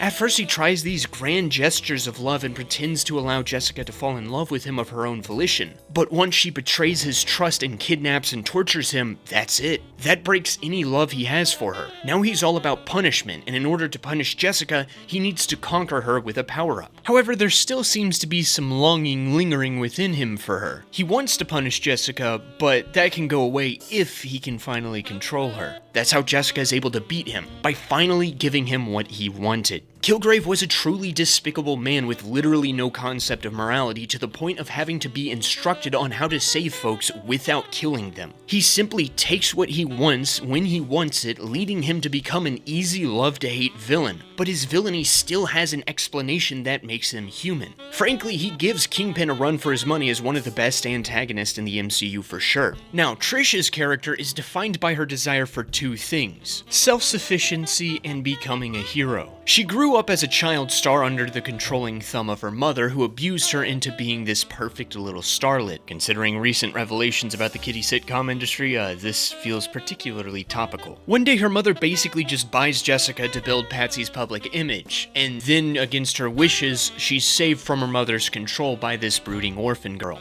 I think this is the key moment that defines Trish going forward. She was adamant about no one ever saving her, probably planning to free herself from Dorothy at some point, and yet this random girl has the gall to save her. From then on, she sets out to build a life of her own, separate from everyone else. She builds herself a radio empire, constructs a fortress to live in, and learns Krav Maga to protect herself. She's determined to have control over her own life, likely to become a hero one day. In fact, it was Trish who suggested Jessica become a superhero since she was the one with powers, getting really into it with a name and a costume even. Now she trains to become one herself. This is why she decided to challenge Kilgrave on live radio. I find it interesting that the three superpowered people in this show, Jessica, Luke, and Kilgrave, share similar personal values of the casual usage of their powers when it suits them, yet desiring to live a largely private life, while Trish is the one who wants to become this public avenger, yet possessing nothing special in the powers department. Instead, she proceeds to get her ass handed to her over and over again, becoming a bit of a liability to her allies. Jessica and Will go out of their way to protect her, seeing her as a bit of a damsel in distress. However, Trish is finally able to save Jessica for once using Will's pills in a scene that plays as a reversal of the trio's first scene together. In the first, Will shows up to Trish's apartment to kill her, nearly does, but Jessica is able to save her at the last second. In this scene, Will shows up to Jessica's apartment to kill her, but Trish is able to show up at the last second and save her, even if she does need Jessica's help to deal the final blow. Still, it doesn't change the fact that Trish finally gets a heroic win, earning Jessica's confidence and getting to play a role in the final fight against Kilgrave. While she eventually falls victim to him anyways, she still plays a vital role in bringing him down for good. While decidedly less vital in Jessica's fight against Kilgrave, Malcolm is just as good of a character. He's initially introduced as the pothead comic relief, but once his service to Kilgrave is revealed and Jessica helps him overcome his drug addiction, he becomes a much different person, or rather, he reverts back to the person he was when he first arrived in New York. He wanted to be a social worker, helping people who need it, but Kilgrave corrupted him with drugs, turning who was once a promising young man into a junkie spy. With his renewed life, he sets out to help other victims of Kilgrave, however the person he keeps coming back to help is Jessica. Even as a junkie, he recognized her potential to be a hero, and he dedicated himself to helping her, which kind of validates what Albert asserted about Will. You can grow someone's strength or power, but you can't grow a corresponding conscience. There's no pill for that. The drugs he took did not change that at his core, Malcolm is a good person who wants to help do the right thing despite having no corresponding strength or power. He's constantly wanting to get in on the fight against Kilgrave and eventually takes it upon himself to cover up Diaper Boy's murder to prevent Jessica from going to jail. Jessica keeps pushing him away so he can help the support group, but once that implodes, he's left wondering if all of this is worth it. The people he tried to help have rejected him, and the only person left around keeps isolating him. However, he gets one last opportunity to help someone before abandoning New York for good. He finds Robin in the midst of paranoia and despair, and despite her contribution to ruining the support group, he decides to help her process her feelings and grieve properly. Upon being forgiven for his past failings, he decides that a little grace is in order for Jessica as well. He effectively becomes her employee, ironically making the choice Jessica considered making with Kilgrave, giving up his life to guide Jessica to become the best hero she can be, which is a nice twist on the small role his much younger and wider comic book counterpart served. I can even easily say that this version of the character is much better. I do wish we got some more screen time with him, but what we got was effective in making him an incredibly endearing character and one of my favorites for the season. On the other end of the spectrum, Luke is a pretty difficult character for me to really nail down. Dude only appears in 7 episodes in the season, and he's mind-controlled for one and bedridden in the other. There's only like 5 episodes to work with him as a character,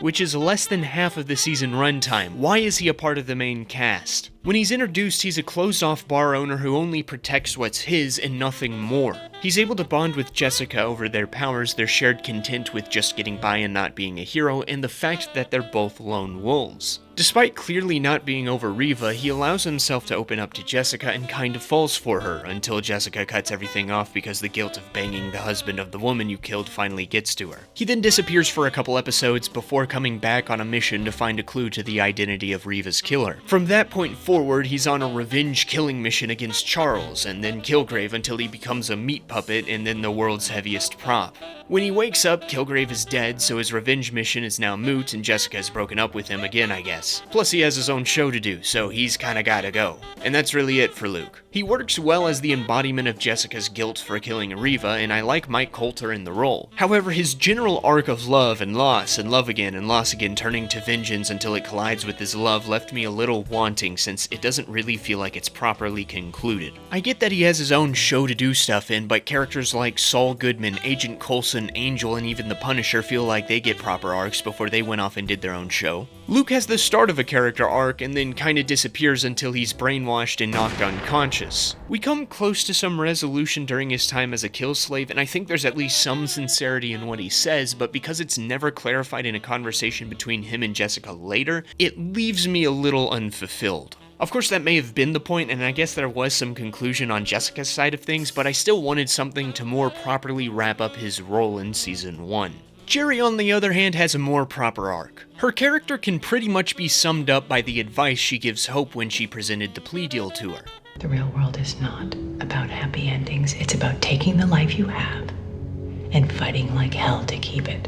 She's probably the only character who at the beginning of the season has complete control over her life. The issue is that her life pretty much completely revolves around her work. She's carved out a bit of a reputation as being one of the most ruthlessly effective lawyers in New York, but she also tends to only represent some of the scummiest businesses in the city as well. What also doesn't help her case of moral fortitude is the fact that she's an open adulterer who antagonizes her spouse. What's more, she tends to take dubious shortcuts in her legal work. In her first ever capital case, she bribed a juror to win, and it's something she's open to doing again and again. Then she basically steals a fetus. Not for what I initially thought, helping to biologically prove Kilgrave's powers and Hope's innocence, but to see if those powers could be replicated for her own benefit. I know she waxed poetic about the altruistic potential Kilgrave had with his powers, but knowing who she is, Jerry was definitely going to use them to further her career. However, her true rock bottom into basic villainy comes later. Thanks to Jessica's involvement, Jerry's personal life begins to implode, with Wendy coming for everything she owns in the divorce proceedings and Secretary starting to get sick of the prolonged process. And so Jerry makes the ultimate move to hold on to the life she has,